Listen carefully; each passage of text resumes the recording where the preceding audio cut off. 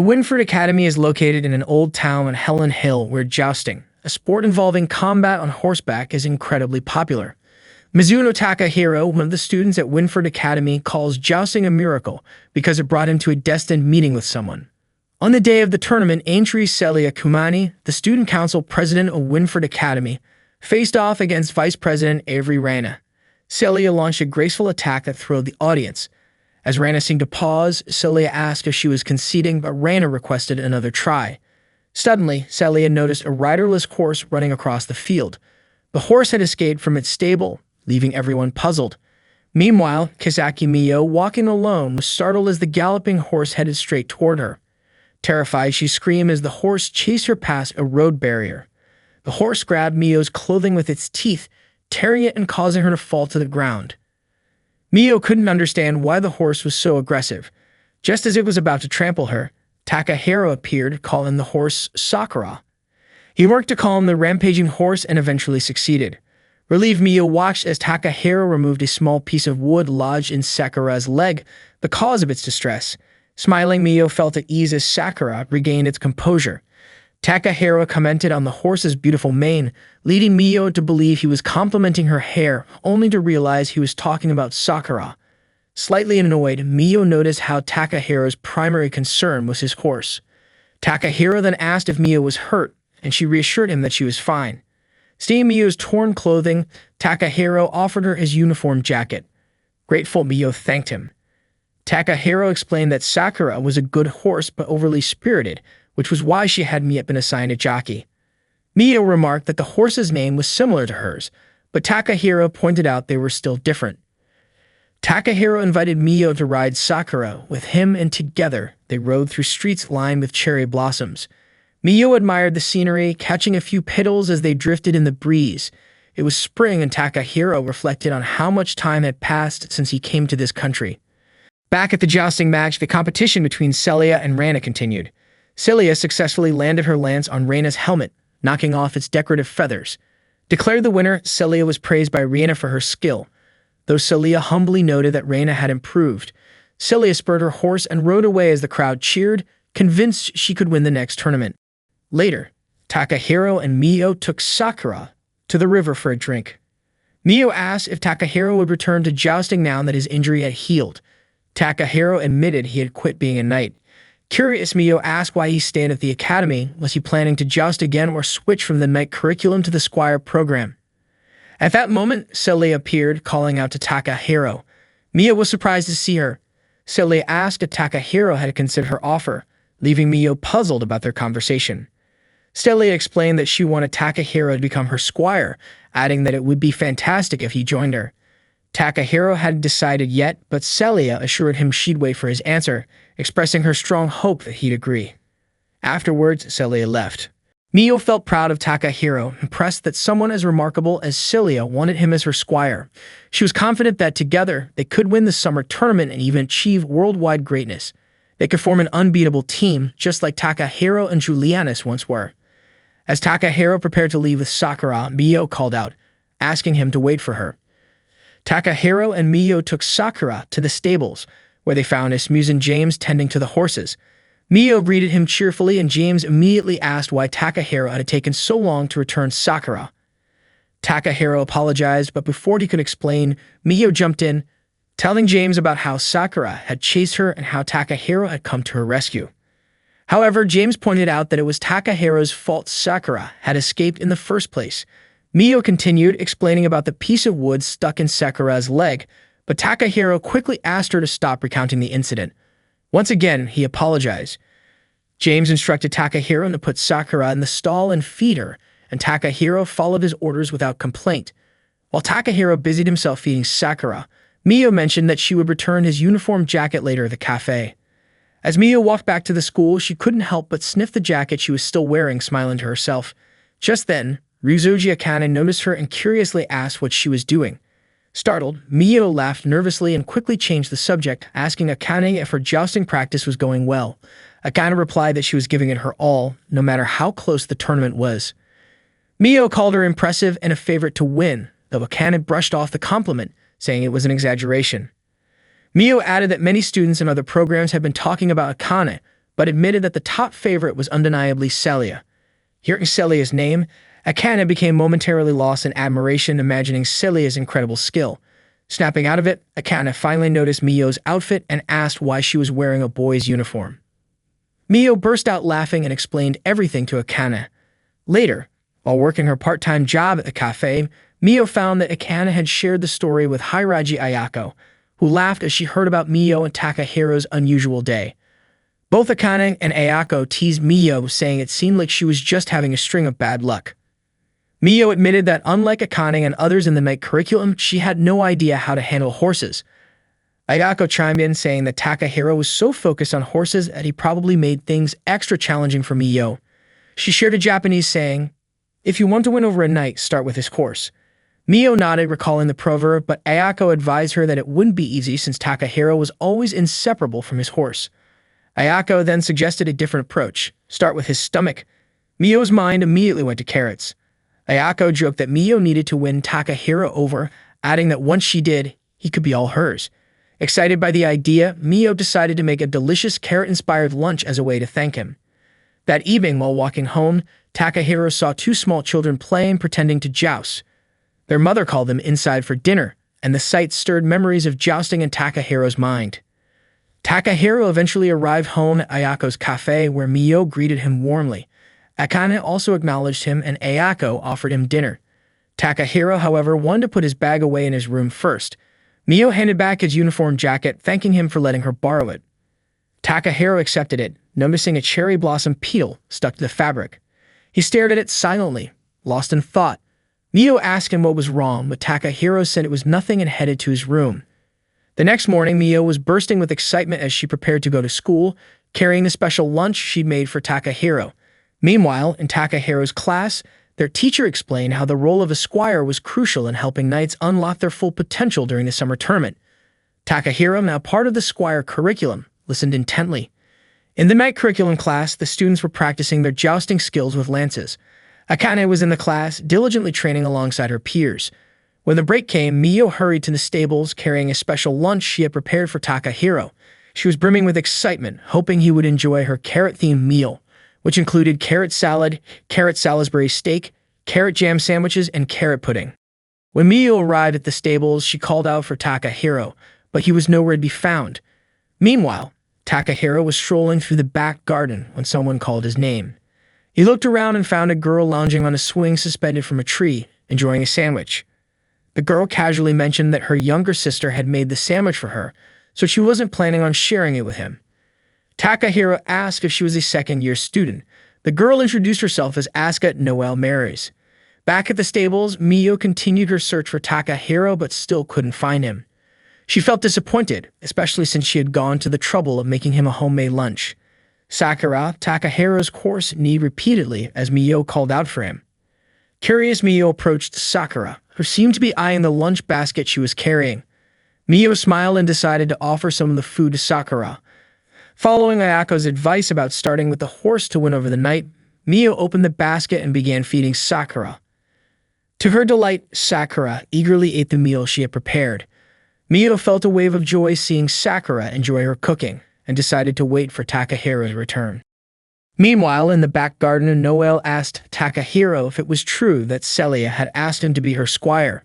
She commented that she had heard he still hadn't accepted the offer. Noelle confidently added that she was planning to win the tournament that year and wanted to defeat anyone strong who crossed her path. She then boldly asked Takahiro if he would consider becoming her squire instead. At the same time, Mio noticed Takahiro's jousting helmet lying nearby while feeding Sakura. She picked it up, feeling nostalgic about Takahiro's past as a knight.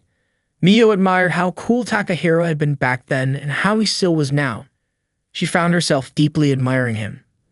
Back in the garden, Noelle continued her conversation with Takahiro, revealing that she knew a lot about his past, including his time as a knight.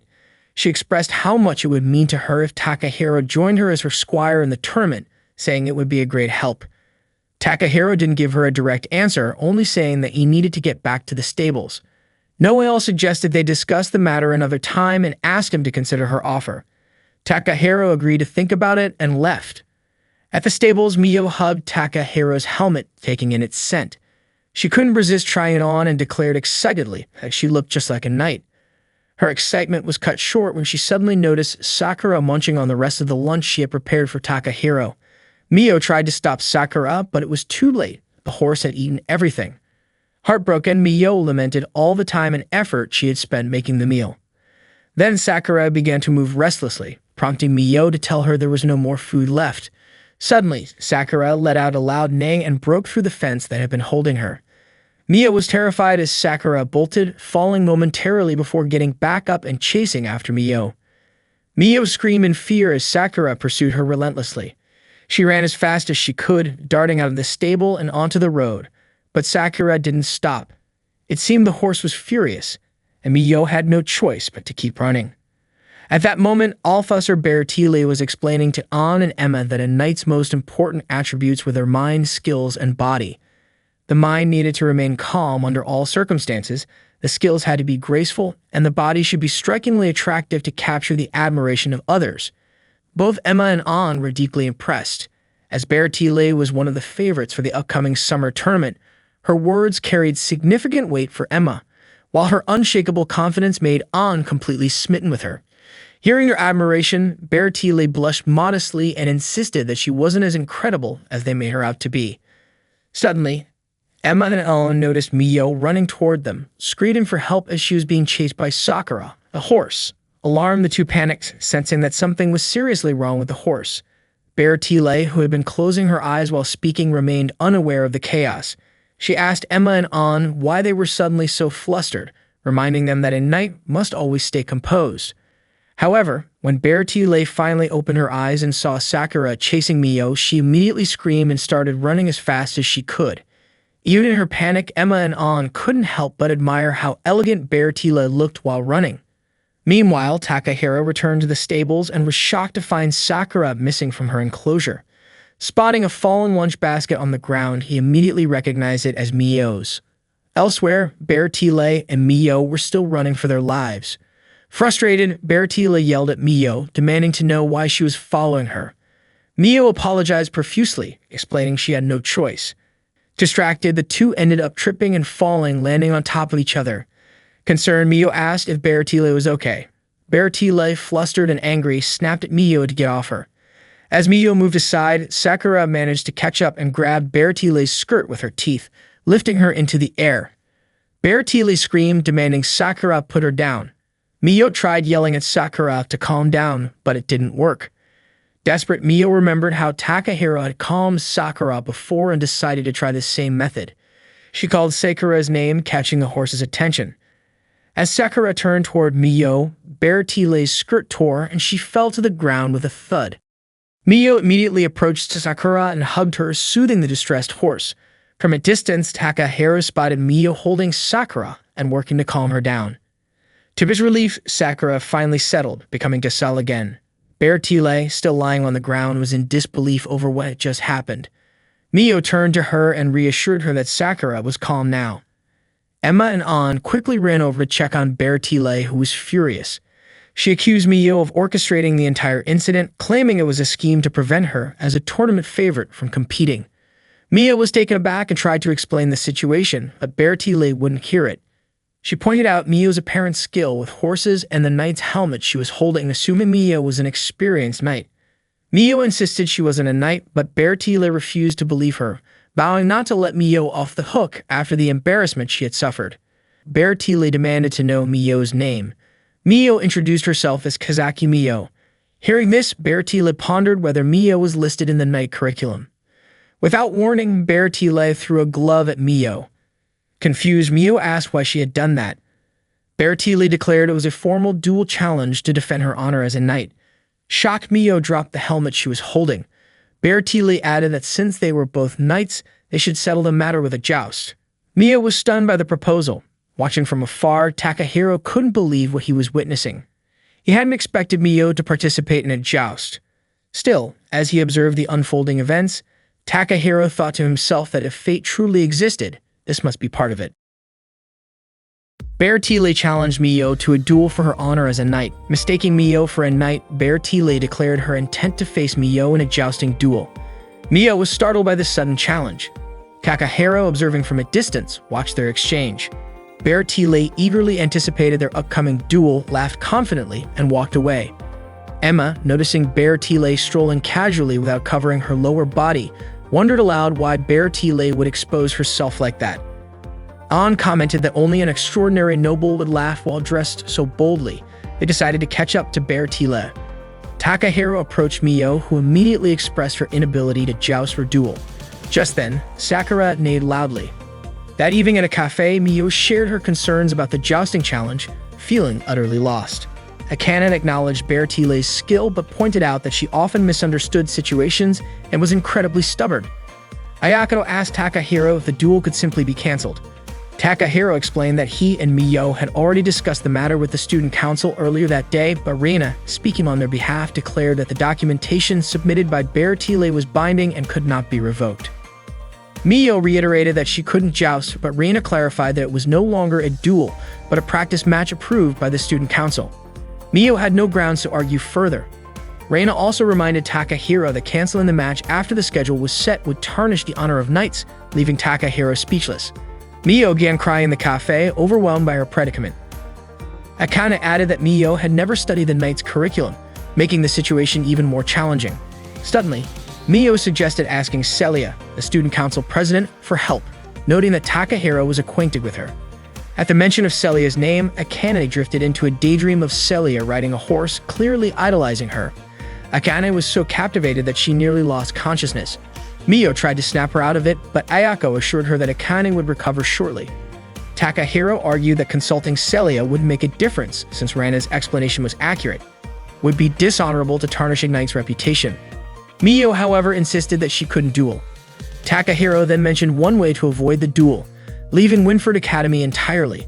Akane was shocked by this suggestion, and Mio quickly rejected the idea, stating she didn't want to leave school. If that was the case, Takahiro said, Mio had no choice but to participate in the joust.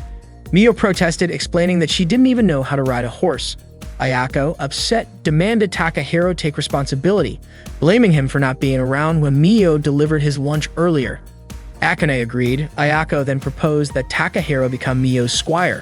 Takahiro admitted he had already considered this, but only for the duel itself. He then asked Mio to start training with him the next day, and Mio, determined, decided to give it her all. The following day, Takahiro and Mio began training together. Mio was shocked by the size and weight of the jousting lance. It was the first time she had ever held one. Takahiro instructed her to grip the lance. Mio hesitated, asking if such a rigid lance could sometimes break. Takahiro explained that it depended on the wielder. Mio struggled to lift the lance with all her strength. Takahiro told her to get accustomed to holding it. Mio complained about its weight, but Takahiro reassured her, explaining that using a lance wasn't about brute strength but balance. He instructed her to grip the shaft firmly, lean her arm and body slightly, and keep one hand steady on her hip. Takahiro also advised her to position the lance securely, aim its tip forward, and ensure the tip didn't touch the ground. Mio tried to lift the jousting lance, but due to her lack of balance, her body was pulled along with the movement of the lance. She ended up running downhill, unable to stop, weaving through a crowd of students heading to school. Ayako saw Mio struggling and shouted for everyone to get out of the way. Mio kept yelling that she couldn't control her steps or the lance. Shinoname, the school announcer, quickly broadcast the event, reporting that a girl with a lance was running through the crowd of students on their way to school. She also announced that the lance had flown in her direction and tore her skirt. Embarrassed, Shinoname covered her lower body with her hands. Mio, still panicking, shouted that she couldn't hold on any longer, but thankfully, Akane managed to catch the lance in time. Akane asked Mio what on earth she was doing, and Mio burst into tears before throwing the lance aside. Takahiro, who witnessed the entire incident, approached them. Later, Reina summoned Takahiro and Mio to the student council room. She scolded them for causing such a commotion. Mio apologized and Takahiro took the blame, explaining that it was Mio's first time and that he had pushed her too hard. Reina raised an eyebrow and questioned what he meant by first time and pushing her. She asked Mio if what Takahiro said was true. Mio, flustered, explained that the lance was heavy and big, but Takahiro insisted she hold it. Then he told her to lean forward because they would use the long object to thrust. Her vague explanation made Reina doubt they were actually practicing jousting. Reina slapped Takahiro across the face and sent them away. As Takahiro and Mio walked through the school hallway, Mio apologized to him, but he told her not to worry about it. James greeted them and teased Mio for making the morning so entertaining. He also expressed surprise that Takahiro had agreed to be her squire. Takahiro clarified that it was only a temporary arrangement. James then asked if Takahiro had heard about the new transfer student, rumored to be an exceptionally talented girl with the potential to defeat all the top competitors and win the next tournament. James wondered if Takahiro was interested in meeting her. Later, while relaxing on the grass, Takahiro thought about the transfer student rumored to dominate the jousting scene. Suddenly, a small kitten approached him. Assuming it was lost, Takahiro tried to help, but the kitten darted away. Concerned about the dangers of the horses nearby, Takahiro followed. The kitten climbed a tree and leaped into the air. Takahiro reached out to catch it but accidentally grabbed something else instead, a girl's chest. Embarrassed, Takahiro quickly apologized. The girl introduced herself as Lisa. Just then, Lisa's friend Fiona called out to her and approached with her lunch, spicy tacos. Fiona was shocked to see Takahiro's hands still on Lisa's chest and accused them of doing something inappropriate. Fiona dragged Lisa away, muttering about how indecent people could be. She also warned Takahiro not to try anything weird with Lisa. Lisa assured Fiona that nothing happened, then handed the kitten to Fiona, who screamed in fear and begged Lisa to take it away. Lisa, amused, called the kitten adorable. Takahiro sighed, feeling like luck was not on his side that day. During the school break, Takahiro walked outside and ran into Mio, who excitedly showed him her progress with the jousting lance. She explained that after running with it earlier, she had discovered a trick to holding it properly.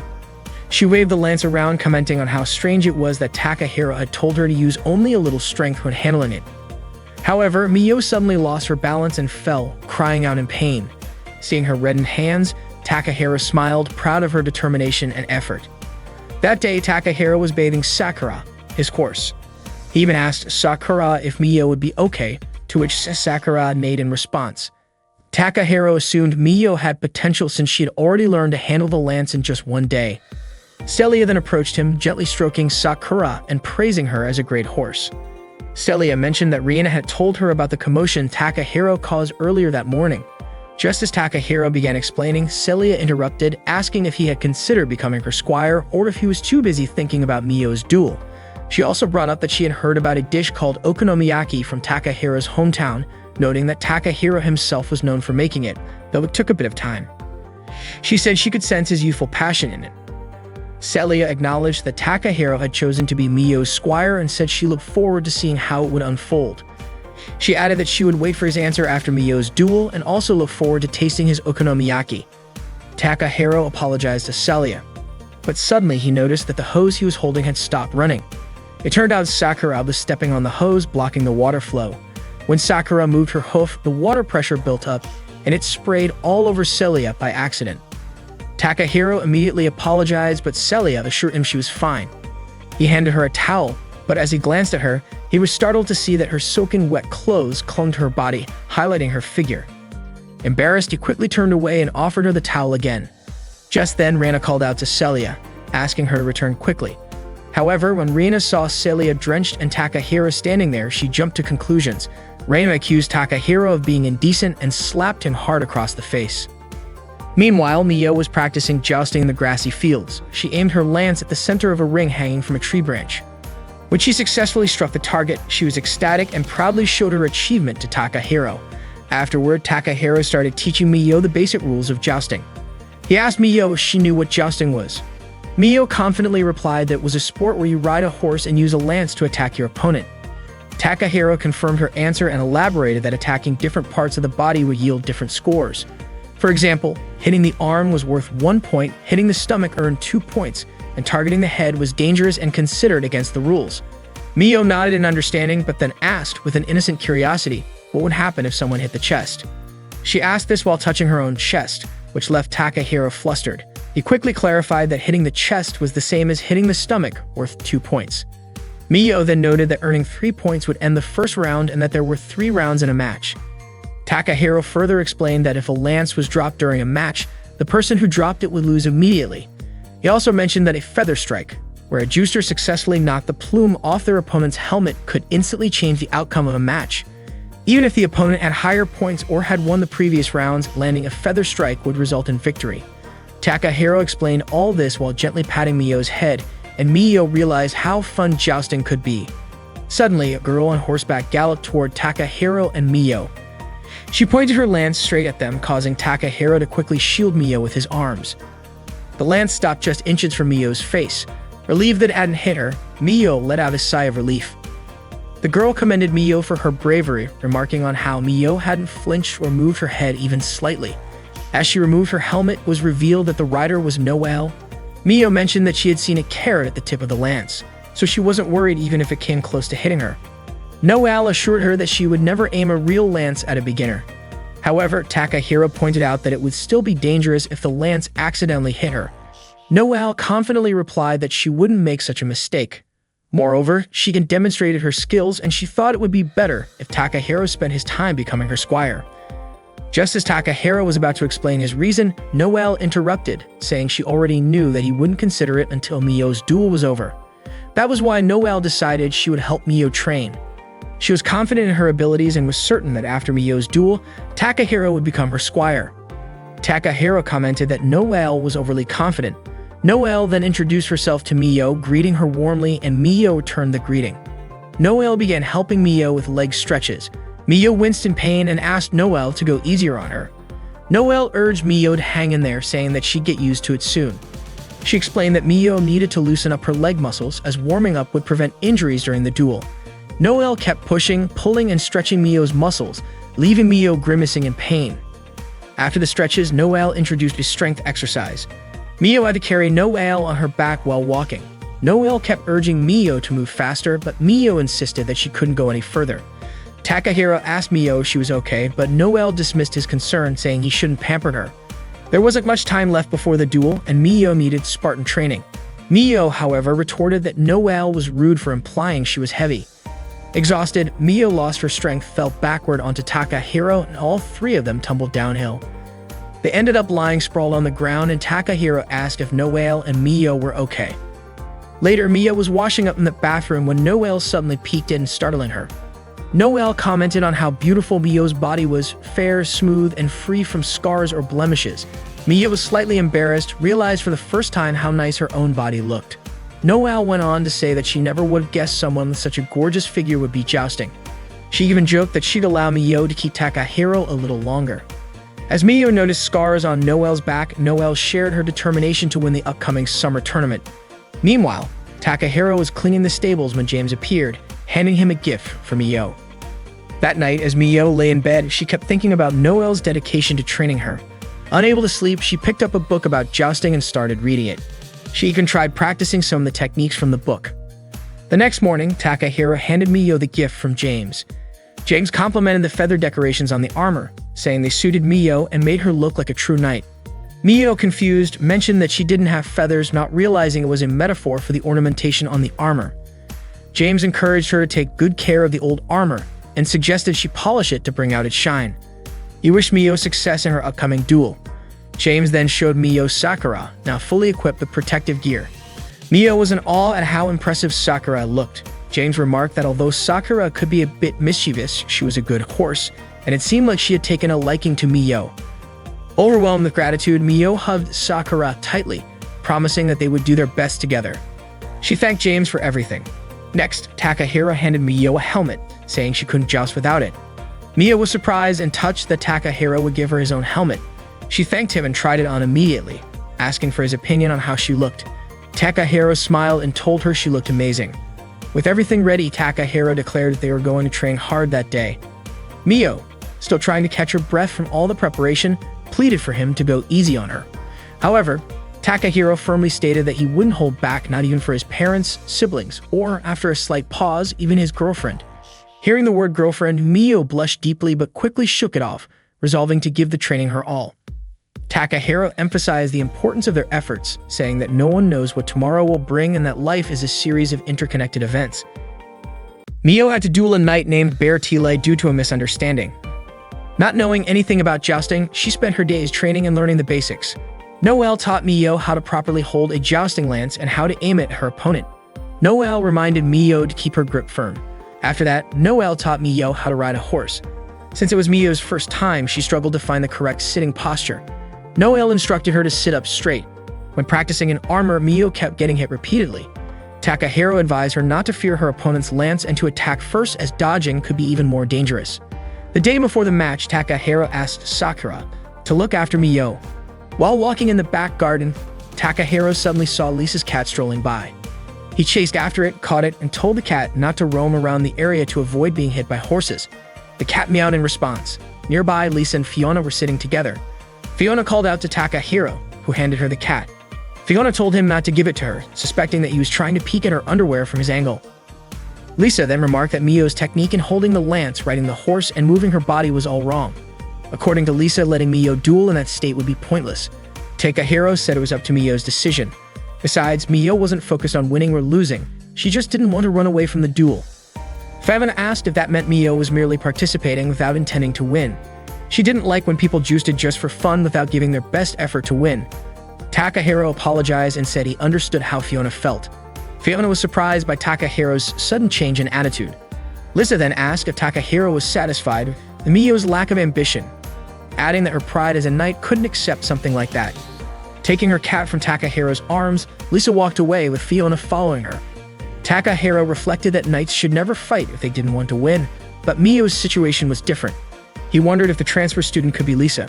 That evening, Takahiro returned to the cafe and was surprised to see Noelle dressed in a maid outfit. When he asked what was going on, Noelle explained that she was doing part-time work temporarily. Although her family usually prohibited her from taking part-time jobs, she had to do it to help a friend. Ayako asked Mio to rest that day even though Mio had previously said jousting wouldn't interfere with her work. Mio was so enthusiastic about training that she'd exhausted herself.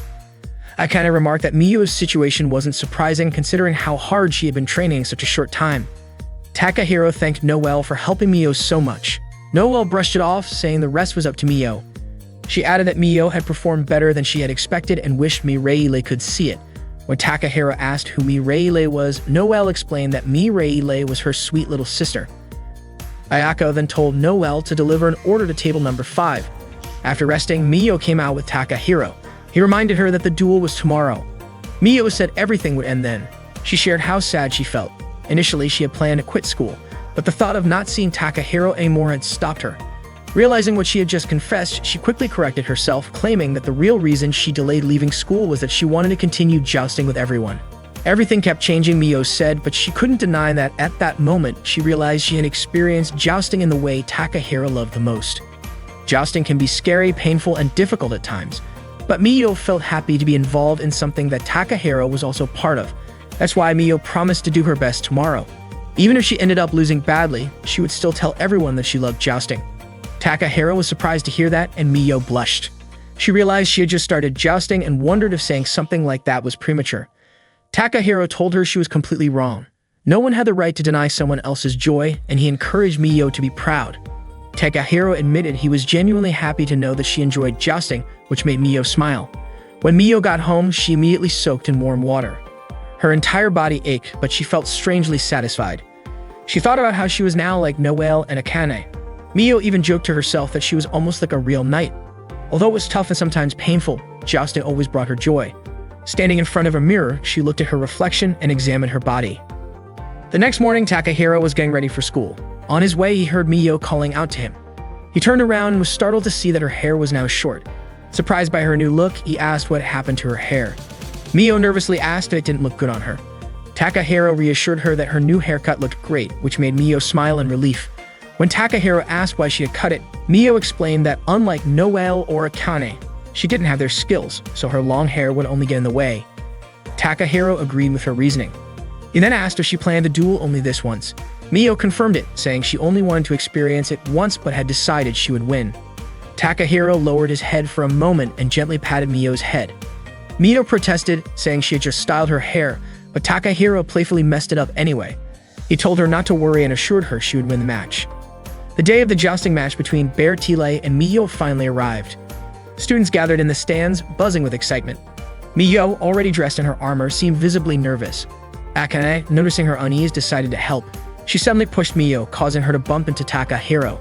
Both Mio and Takahiro were startled, and Mio asked what Akane was trying to do. Akane just smiled and said that Mio wasn't nervous anymore, was she? Mio realized Akane was right and felt her nerves settle. Both Akane and James smiled in satisfaction. At that moment, Valkyrie, An, and Emma approached them. Bertile asked if Mio was ready for the match, reminding her of the humiliation Bertile had suffered before and promising she wouldn't forget it. Mio retorted that Bertile's armor design was just as revealing as the accident she had caused. Anne pointed out that Bertile was the only person at school who could pull off armor like that, and Emma added that no one else could wear it quite like her. Bertile then turned to Takahiro and asked if he was Mio's squire. Takahiro introduced himself. Bertile mentioned that her horse, Weissrosen, was ready and waiting. She urged Mio to prepare for the duel. With that, Bertile and her two friends walked off. Takahiro asked Mio if she was ready, and the two headed toward the jousting arena. At the arena, Shinonome began broadcasting the match between Bertile and Mio, hyping it as an extraordinary duel. Takahiro took a moment to share his analysis of Bertile's strategy with Mio. He explained that Bertile often used a move called the feather fly against weaker opponents. Takahiro advised Mio to let Bertile's lance come close and, at the last moment, dodge it. Then, after Bertile moved, Mio should aim for her left shoulder. Mio asked why she had to close her eyes. Takahiro explained it was part of their plan. He wanted Mio to win the first round and, if possible, catch Bertile off guard, making it look like Mio's victory was just luck. This, he said, was the most crucial part of the strategy. Mio nodded, fully trusting Takahiro's reasoning. Takahiro also pointed out that Bertile's attacks weren't as fast as Noelle's, reminding Mio to rely on her training. She understood and asked Takahiro to wish her luck. Meanwhile, Anne handed Bertile her lance. Emma wondered what kind of strategy Takahiro and Mio might have planned. Bertile confidently assured her friends that there was no way she would lose to Mio no matter the circumstances. Anne and Emma admired Bertile's confidence and exceptional skill. The match began as Bertile and Mio rode to their designated starting positions. Watching from the stands, Noelle hoped Mio would do her best.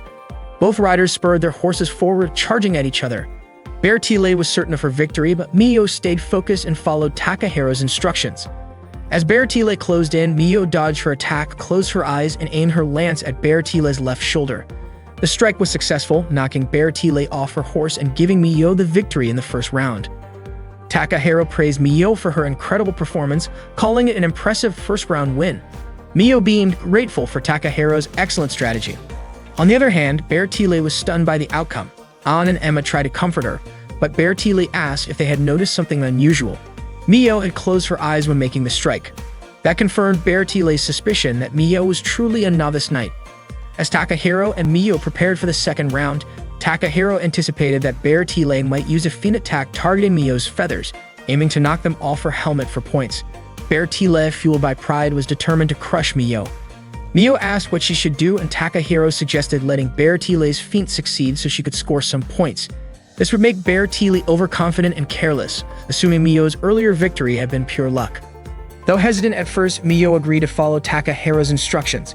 In the second round, as predicted, Bertile's feint attack landed on Mio's stomach, earning her 2 points. Watching from the stands, James recognized Takahiro's clever strategy to let Bertile score, while Noelle and Akane praised both Takahiro's planning and Mio's ability to follow through. Bertile, on the other hand, was perplexed. She had only used a feint, yet Mio hadn't avoided it, solidifying her belief that Mio was inexperienced. Anne and Emma praised Bertile's decision to score 2 points instead of attempting a flashy feather fly attack. Bertile, always eager to maintain her image, declared that earning points like those was a breeze for her. Meanwhile, Reina and Celia watched the match from the student council room. They commented on how well Mio was performing for a beginner, showing promising potential. As Mio and Takahiro prepared for the next round, Takahiro predicted that Bertile would play it safe, aiming for points rather than trying to knock Mio off her horse. Bertile would likely think she only needed 1 more point to win and wouldn't take unnecessary risks. Mio understood. Takahiro added that Bertile probably believed Mio's earlier win was a fluke because of the closed eyes strike.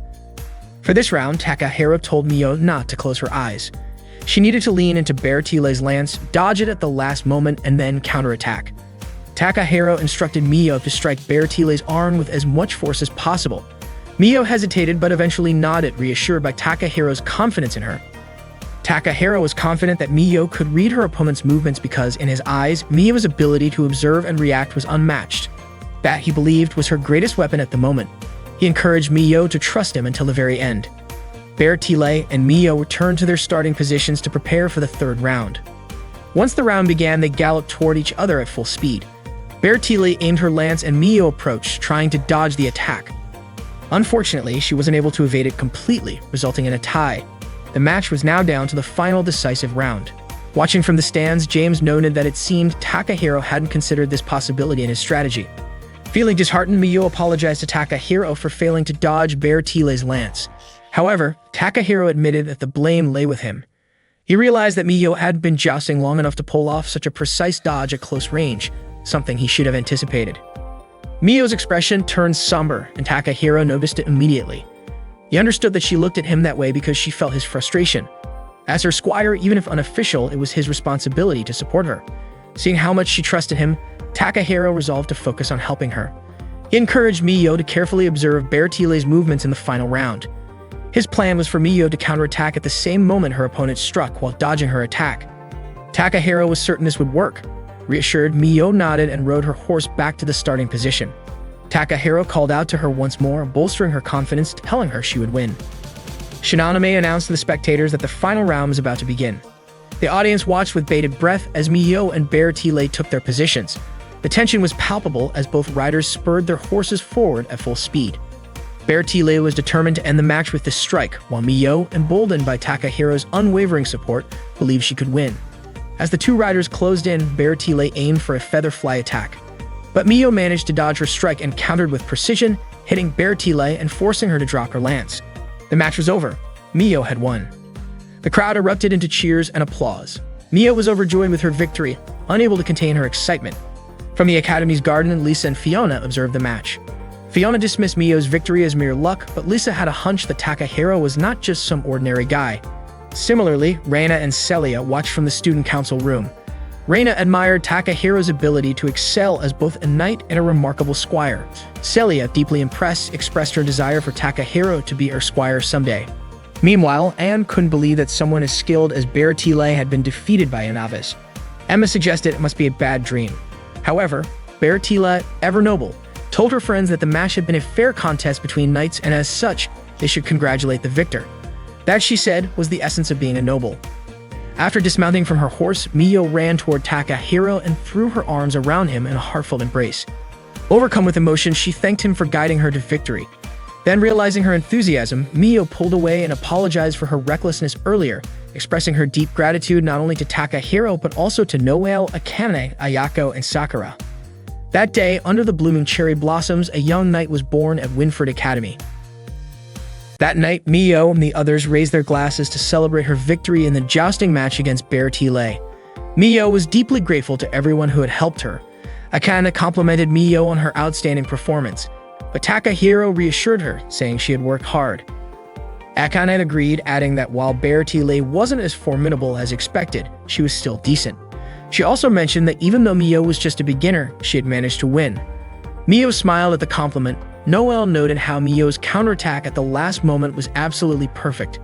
Akane praised Miyo's exceptional ability to read the match, but suggested that she should have moved her arm further inward during the second round. Hearing Akane's critique, Ayako urged her to stop, reminding them that Miyo was done with jousting. Miyo laughed, declaring that starting tomorrow she'd just be an ordinary girl again. Miyo cheered on Noelle and Akane, and Noelle asked if Akane had developed any new techniques for the tournament. Akane admitted she wasn't fully confident in her skills yet, but when Noelle pressed her to share what kind of techniques she was working on, Akane refused to reveal anything. Miyo held onto the jousting helmet that Takahiro had given her. The next morning, Akane boarded the bus for jousting practice. Miyo greeted her as she stepped onto the bus. Akane asked if Miyo wasn't done with practice, and Miyo replied that she'd woken up early out of habit. Akane commented that it wasn't surprising, as getting up early had become second nature to Miyo during her jousting training. Miyo remarked that it must be tough for Akane to keep up with such a rigorous routine every day, but Akane replied that being a knight required discipline. Akane joked that watching her practice might not be much fun, but Miyo said she didn't mind. She complimented Akane on how spotless her equipment always looked. Akane explained that a knight couldn't be called one if their gear wasn't clean. It was the first lesson she'd learned when she started jousting. Miyo asked if Akane had really started jousting at the age of 5. Akane fondly recalled those early days, sharing how her parents often took her to watch jousting matches. It was during one of those moments that she realized she wanted to become a knight, calling it her destiny. When they arrived at the training grounds, they noticed a knight in black armor. The knight galloped across the field, aiming their lance at various targets, hitting each one flawlessly. Impressed, Mio commented on the knight's incredible skill. Akane speculated that the knight must be in Class A like herself, though she had never seen that armor before. She guessed the knight might be a new student. The mysterious knight left the training grounds without saying a word. In the student infirmary, Ayako was examining Takahiro's leg. He mentioned he was still feeling pain from his old injury. Ayako assured him that the injury should have healed by now, but whether he could become a knight again depended on how he felt. If the pain persisted, she advised him to consult a specialist. Fiona and Lisa entered the infirmary to grab some bandages, but from behind the curtain, Ayako and Takahiro's positions made it look as though something inappropriate was happening. Fiona, shocked, quickly blocked Lisa from seeing further. During class, Mio was playing with a knight figurine on horseback instead of focusing on her lessons. She glanced out the window, watching others practice jousting. The teacher approached her, urging Mio to pay attention to the lesson. After school, Mio went to watch the knights train instead of heading home. It seemed like she still had a longing for jousting. Even during her part-time job at a cafe, she found herself using a tuning fork on a sandwich she had prepared, pretending it was a lance. Ayako arrived and was surprised to see Mio had already finished assembling the sandwiches. Mio greeted her with a smile. That evening, Mio soaked in the bath, staring at the scratch on her hand, a mark left from her jousting days. After finishing her bath, she looked at her slightly dirty jousting helmet. Unable to leave it as it was, she began to clean it. The next day, Takahiro went to the jousting practice grounds and noticed a few jousting lances lying around. He reached out to pick one up, wanting to relive his memories of jousting, but he hesitated and decided against it. In the backyard, Lisa and Fiona were pushing a cart full of jousting equipment. Fiona suddenly stopped, complaining of exhaustion. She grumbled about why she and Lisa had to move such heavy loads, calling it old-fashioned to make first-year students do all the cleaning. Fiona suggested they stop, arguing that tasks like these should be given to those without talent. She was confident that if Lisa won the summer tournament, they wouldn't have to deal with such chores anymore. Just then, Akane approached them and asked if they were first years. She criticized their behavior, reminding them that they wouldn't win without the equipment. Fiona scoffed at Akane's words, dismissing her concern and claiming that equipment had nothing to do with someone's abilities. Akane retorted that a true knight never forgets to show gratitude toward their gear. Fiona cut her off, mockingly calling jousting a stupid competition, which shocked Akane. Fiona went on to ridicule the knight curriculum, saying it was pathetic how students from that program lost to regular students. She called the program low-level and confidently claimed that if all the upperclassmen were like Akane, not only would Lisa win, but she might even dominate. Akane warned Fiona not to be overconfident. Fiona taunted her further, asking if Lisa would show her skills right there and then. Akane responded that a wise knight never wields their lance without careful consideration. Fiona smirked, guessing that Akane would be humiliated if she were defeated by a first year. Lisa, stepping in, said she didn't mind settling things immediately. Akane and Lisa quickly put on their armor and mounted their horses. As they began their match, Noelle, who was lounging on a tree swing nearby, was startled when Akane and her horse dashed past. Takahiro, also nearby, grew curious about what Akane was up to.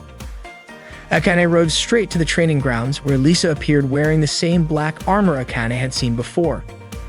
Fiona cheered Lisa on, sarcastically telling her to go easy on the upperclassmen. Takahiro arrived at the scene and asked what was going on. Fiona was startled to see Takahiro, referring to him mockingly as the pervy upperclassman. She told him they were clearly about to duel and yelled at Lisa to score points quickly. Takahiro, concerned, asked if they had gotten permission to fight, to which Fiona nonchalantly replied that they hadn't. Takahiro shouted at Akane, urging her not to make such a reckless decision, but it was clear neither of them intended to back down. Meanwhile, Mio was feeding Sakura, her horse, and thanked him. She admitted she wouldn't have won without him letting her ride. Mio wondered aloud who might ride Sakura in the summer tournament. Just then, James approached her, calling out her name. Surprised, Mio turned to him and said she was planning to return the armor she had borrowed. James noticed it had been cleaned and told her it was a gift from him. He asked if she no longer needed it, but Mio couldn't bring herself to respond. She quickly excused herself, saying she had to get to work. Back at the practice field, Akane and Lisa were gearing up for their match. As they launched their horses forward, Akane counted down from 3 before making her move. She attacked, but Lisa read her strategy effortlessly. Lisa noted that while Akane's aim was precise, her intentions were far too obvious. Lisa dodged the attack and retaliated with a strong strike, but it wasn't enough to knock Akane down. Fiona and Takahiro watched from the sidelines. Takahiro started to realize that the rumors about Lisa's skill were true. Akane acknowledged Lisa's impressive talent but remained confident that Lisa wouldn't let her guard down even while leading. Elsewhere, Mio was by the riverbank when she noticed a jousting match in progress. During the second round, both knights charged at each other, but neither was unseated. Their lances merely clashed mid-air, resulting in a draw. Frustrated, Fiona shouted, complaining about the outcome and taunting Akane, asking if she even knew when to quit. Akane shook her head, incredulous at the defiance of such a troublesome underclassman at Winford Academy. Fiona replaced Lisa's lance and told her to win the next round. Lisa nodded while Akane decided to use her new technique, even though it wasn't perfected yet. She was determined to try. Mio, rushing toward the match, finally realized it was Akane who was dueling. As Akane and Lisa started the third round, they charged forward on their horses, lances ready.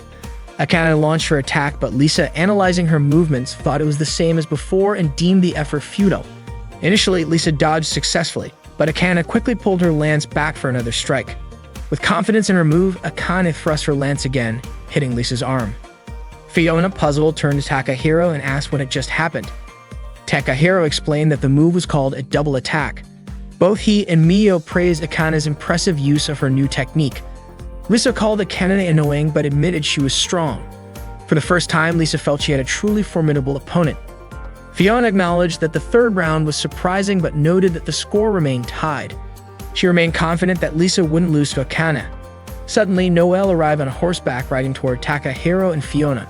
She informed them that Rina, the student council vice president, was on her way. Fiona asked why that mattered. Noelle explained that matches without school approval were prohibited, and if the student council found out, neither Akane nor Lisa would be allowed to participate in the summer tournament. Fiona panicked, exclaiming that Lisa had to be in the tournament. However, Lisa and Akane had already begun their fourth round. Noelle and Fiona shouted at them to stop, but their efforts were in vain. Takahiro quickly borrowed Noelle's horse and raced to the field.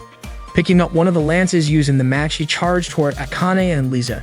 Just as their lances were about to clash, Takahiro struck both lances, deflecting them to prevent any contact. His sudden action left Akane and Lisa stunned. Mio, watching from a distance, observed Takahiro's bold move. At that moment, Rana arrived with two other student council members. She sternly told Akane and Lisa that dueling was not allowed. Takahiro, stepping in, asked Rana what the issue was. Rana questioned Takahiro about his presence there. Thinking quickly, Takahiro explained that they were simply helping Lisa, the new student, practice horseback riding. Rana had accepted his explanation as a misunderstanding, though one of her companions seemed skeptical. Rana warned them not to trouble the student council again, and both Takahiro and Akane nodded in agreement. Rana then led her companions away. Once they were gone, Fiona sighed in relief, grateful that the student council hadn't uncovered the truth. Noelle complimented Takahiro, and Akane expressed her gratitude, saying he had saved both her and Lisa. She marveled at how he had deflected two lances simultaneously, comparing his skill to that of a god. Takahiro glanced at his hand, seemingly lost in thought. Lisa, however, called him reckless, questioning if there wasn't another way to resolve the situation. She also remarked that his hand must be numb by now. Akane turned to Lisa, saying that unfortunately they would have to settle their match during the summer tournament. Lisa smiled, saying she looked forward to it. Noelle then introduced herself to Lisa, solidifying their newfound camaraderie. Meanwhile, Mio continued to watch from afar. Her heart stirred as she thought about her desire to be more than a spectator. Even though she didn't think she was as skilled as the others, she longed to ride Sakura again. She wanted to be like Akane, Noelle, and Takahiro, a true knight. Finally, unable to hold back, Mio ran toward them, shouting that she loved jousting and wanted to join the tournament. Her sudden declaration left everyone surprised. And so the wheel of fate turned once more, signaling the start of a new season for the Knights. Mio approached James, calling out to him. It seemed she wanted to borrow the armor again. That day, Mio signed up to participate in the summer joust tournament. She handed her application to Rina, the vice president of the student council.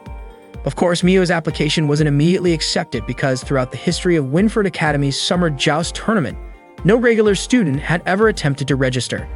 Rina met with Celia in her office to discuss how to respond to Mio's application. According to Celia, it wasn't a problem since Mio had defeated Bertile a few days ago. Besides, there were no rules prohibiting regular students from participating, so Mio's application was accepted. Mio shared the news with all her friends, telling them that she had received permission to compete in the summer tournament. She thanked everyone and promised to do her best. That afternoon, Mio went back to her part-time job at the cafe. Ayako congratulated Mio on securing permission to compete in the tournament. Mio explained to Akane and Takahiro that things would get tougher from here on out since she was just starting joust and needed as much practice as possible.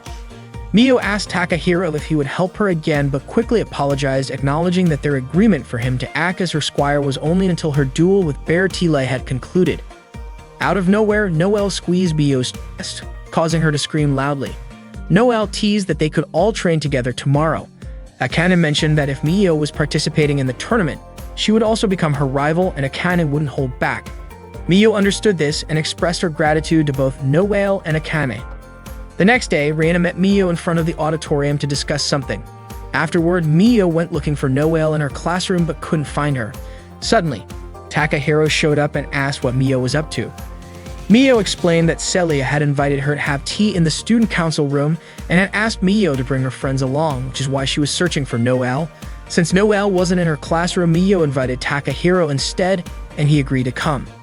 Mio felt a bit nervous, realizing that such an opportunity might not come again. Out of the blue, Akane also wanted to join them. Mio, of course, allowed her to come along, thinking that the more, the merrier. Spotting Lisa and Fiona, Mio invited them to join the tea as well. Unfortunately, Fiona wasn't interested in having tea with a large group, so Mio returned to ask Lisa again, and Lisa agreed. Mio was very grateful to her, and they continued their search for Noelle, who was nowhere to be found. At that moment, Noelle was by the riverside grooming her beloved horse, Etoile. She spoke to Etoile, saying the tournament was fast approaching and that she wanted them to fight until the very end. Etoile neighed loudly, as if to show understanding of Noelle's words. That afternoon, Mio, Takahiro, Akane, and Lisa went to the student council room. Mio knocked on the door and Celia invited them in. She thanked Mio and the others for coming to her tea gathering. Noticing bear decorations and teddy bears scattered around the room, Mio asked if Celia liked furry animals. Celia responded enthusiastically, saying bears were wonderful. They were strong, round, soft, and had smooth fur. Mio agreed with her. Meanwhile, Akane still couldn't believe she was sitting in the student council room, having tea with President Celia. She felt so nervous that her hands were trembling. Akane nearly fainted from excitement, but kept trying to calm herself as she prepared to sip the tea Celia had made. Akane was completely mesmerized by seeing Celia's face up close. She fainted from sheer happiness at meeting Celia. Noticing that Lisa had been unusually quiet, Celia encouraged her not to stay silent. Both Lisa and Mio were surprised that Celia knew Lisa's name despite her being a new student. Celia explained that as the student council president, she was familiar with everyone's names. She remarked that the competition in the upcoming summer tournament seemed like it would be more intense than ever. Celia acknowledged that while Lisa was new, she was aware of her impressive skills. She also noted that Akane had been honing her abilities and that there were many other talented participants. Mio commented that many people believed Celia was the top competitor. Celia admitted that she aimed to win, but joust was unpredictable, which was why she had invited Takahiro to be her squire. She needed his help to succeed. Celia asked Takahiro if he had made up his mind yet. Takahiro apologized and admitted that he hadn't. Celia reassured him, saying that her older sister had nothing to do with this matter, so he didn't need to worry. However, Takahiro confessed that he wasn't confident in his ability to be a good squire and wasn't sure he could be of any use to the knights. Hearing his explanation, Celia apologized for seeming impatient about getting an answer, mentioning that Rina often scolded her for it. Lisa then chimed in, questioning why Celia didn't just choose one of the many others who could be her squire. Celia explained that while she had received numerous offers, she preferred to personally choose her partner, and that choice was Takahiro. Lisa declared that she was determined to win and wouldn't lose to anyone. Celia encouraged everyone to do their best. She also reminded them that in joust, winning wasn't everything. Sometimes valuable lessons could be learned in defeat. Lisa, however, disagreed, insisting that victory was everything. The tension in the room made Mio feel awkward, so she quickly asked why Celia had invited her to tea. Celia replied that she was simply curious about why a regular student like Mio wanted to join the tournament. Mio explained that her involvement in joust had been accidental and that she wasn't used to it yet. Out of nowhere, Celia teased, suggesting there might be a romantic reason. Mio hastily denied it, accidentally blurting out that she just wanted to stay together. Flustered, Mio realized she had misspoken again. Celia smiled, saying it seemed like Mio genuinely enjoyed joust. Mio returned the smile, admitting that she did. Celia nodded in understanding and offered to pour her another cup of tea. That afternoon, Mio practiced stretching exercises with Noelle. She shared her experience of having tea with Celia earlier at school. In response, Noelle deliberately made the stretches more painful for Mio, teasing her for not inviting her to join the tea gathering. Mio explained that she had searched everywhere for Noelle but couldn't find her. Noelle admitted she had seen Celia at several parties hosted by her father's business associates but had never entered the student council room. Mio promised to invite Noelle next time. Noelle then invited Mio to her house for the upcoming holiday and suggested that Mio bring Takahiro along as well. Excited, Mio agreed and said she couldn't wait to visit Noelle's house. Meanwhile, Akane lay sprawled on the grass, hugging a teddy bear. She still hadn't regained consciousness after being overwhelmed with joy from meeting Celia. The long-awaited day finally arrived. Mio and Takahiro set off together to visit Noelle's house. From a distance, they were in awe of the grandeur of Noelle's house. As they walked through the garden and past the statues surrounding the estate, Mio marveled at how enormous the house was. She couldn't believe Noelle was a noble. That's when Takahiro remembered Noelle's full name, Ascot Noelle Maris, belonging to the renowned Ascot Marcos family, famous throughout Helen's Hill for their immense wealth. Noelle greeted Mio and Takahiro warmly, thanking them for coming to her home. Mio asked if Noelle was really the successor to the Marquisate. Noelle humbly responded that the title belonged to her father and she was just herself. She then invited them inside. Before entering, Takahiro noticed a broken knight statue in the front yard and Mio couldn't understand why it was in ruins. As they stepped into the house, Takahiro cautioned Mio to be careful not to break anything, and she nodded earnestly. Inside, Noelle introduced her younger sister, Mireille, to Mio and Takahiro. Mireille greeted them cheerfully and introduced herself as Ascot Mireille Maros. She expressed how happy she was to meet them, having heard so much about them from Noelle. Mio returned the greeting and remarked how kind Noelle was to everyone. Mireille admitted she recognized them because Noelle frequently talked about them. Mio and Takahiro suggested Mireille call them by their first names to feel more at ease. They sat down for tea, which Mireille seemed to enjoy. Mio mentioned that Ayako had taught her how to make it. Curious, Mireille asked who Ayako was. Takahiro explained that Ayako was the doctor at Winford Academy and also the manager at Tart Time. Mio then added that Noelle worked at Tart Time too, which caused Noelle to quickly cover Mio's mouth. Realizing her mistake, Mio understood Noelle wanted to keep her job a secret from her family. Mireille asked what Noelle meant by working, but Noelle quickly changed the subject, telling Mireille not to worry about it. Mireille then decided to read Takahiro's fortune using her cards. Mio eagerly wondered if the cards would reveal Takahiro's future romantic partner. Noelle interpreted the cards, saying that Takahiro would soon fall in love with someone close to him. Both Mio and Noelle were intrigued and asked if it was true, but Takahiro hesitated and asked them not to press the matter. Mireille asked if the fortune wasn't accurate, but Takahiro didn't outright deny it. Mio joked that in manga, people sometimes don't realize when they're falling in love. Noelle grew curious about who might make Takahiro fall for them. Mireille playfully asked who the closest person to Takahiro was, and he responded that it was James. The answer made everyone wonder if Takahiro might be gay. Takahiro was taken aback and asked how they could jump to such a conclusion. Mio then asked if there was anyone else he was close to, suggesting perhaps his horse. Takahiro admitted he did have a strong fondness for horses.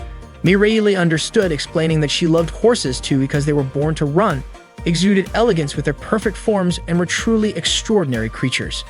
Noelle chimed in, mentioning Mireille's passion for jousting and horses.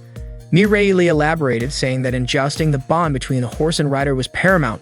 They put everything on the line for a single charge, which she found noble and inspiring. After their conversation, Mireille invited them to visit the flower garden around the estate. She introduced them to several flowers, including English primroses and snowdrops. Mio was enchanted by the beauty of the blossoms. Mireille asked Mio if she was also a knight. Mio explained that she was just a beginner. Takahiro commented that it was his first time visiting such a beautiful flower garden, and Mireille revealed that she was the one who cared for it and had full authority over its upkeep. Takahiro complimented the garden, saying it was so beautiful because the person tending it was beautiful too. Mireille blushed at his words. Mio remarked that Takahiro had suddenly become quite poetic that day, which made Mireille smile. The day felt so enjoyable, and Mireille asked Takahiro and Mio to visit her house again sometime. Both Takahiro and Mio promised that they would definitely come back to spend time with her.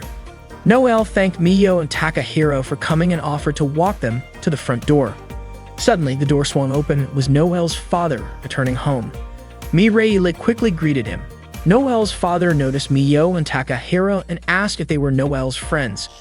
Takahiro and Miyo promptly introduced themselves by their full names. Smiling, Noel's father shook their hands and thanked them for being kind to his daughters. He then asked how they had become friends. Miyo explained that they were all students at Winford Academy. Upon hearing Winford Academy, Noel's father immediately guessed that Takahiro and Miyo were involved in jousting. Noel confirmed this, adding that she had invited them over and that Mireille had been delighted to meet them. However, Noel's father abruptly told Miyo and Takahiro to leave the house and walked away. Noel apologized for her father's rudeness, but Takahiro assured her it wasn't necessary, and Miyo told her not to worry about it. Noel explained that Mireille had loved jousting ever since she was a child. Even though Noel had tried to protect her, Mireille had gotten injured yet still declared her wish to become a knight. Noel participated in jousting for Mireille's sake. She believed that the stronger she became, the happier Mireille would be. For that reason, Noel vowed she wouldn't lose to anyone. Later, at the cafe, Ayako asked Takahiro about the Marcus Ascot's estate. Takahiro responded by asking if Ayako knew about Noel's family. Ayako, as Winford Academy's doctor, naturally knew about the families of its students. Takahiro guessed that the Marcus didn't hold a favorable view of jousting, likely because of Mireille's injury. Before going to bed, Takahiro found himself thinking about injuries. He absent-mindedly touched his own injured leg, which stirred unresolved emotions. The next morning, Takahiro stood in the stables, gazing at a jousting lance. James suddenly appeared and compared jousting to a wonderful woman, saying that once someone fell in love with it, they could never forget. Takahiro admitted that he loved jousting, and even though he had tried to move on, he couldn't. If he could, Takahiro would dedicate his life to jousting, but he felt uncertain about fully committing as a squire. James asked if Takahiro had any regrets from his time as a knight. Takahiro remained silent, deep in thought.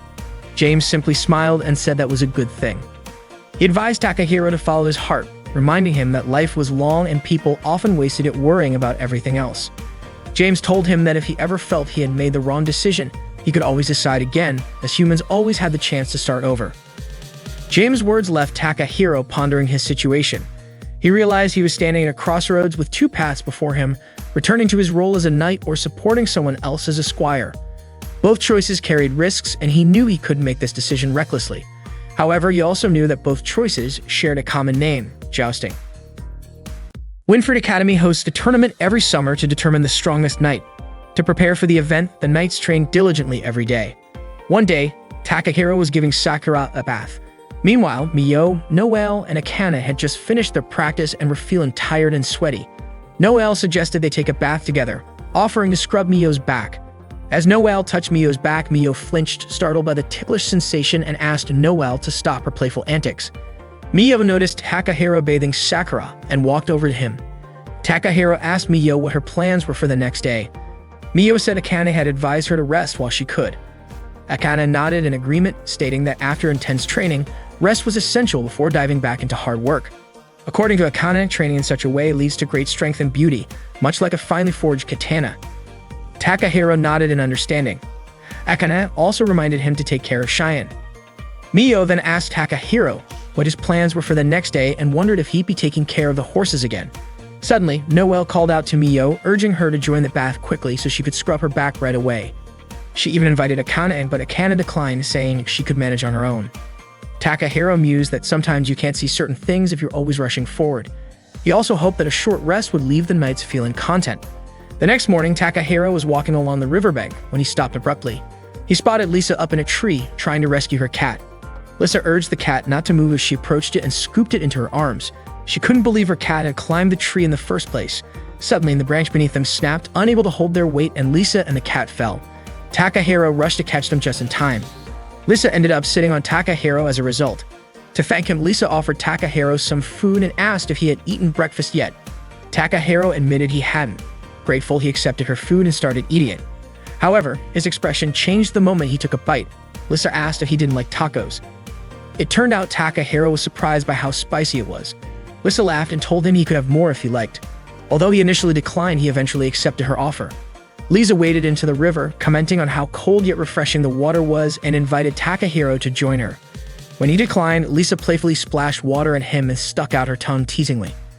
Takahiro asked Lisa why she was at school, and she explained that she lived there since she was a dorm student.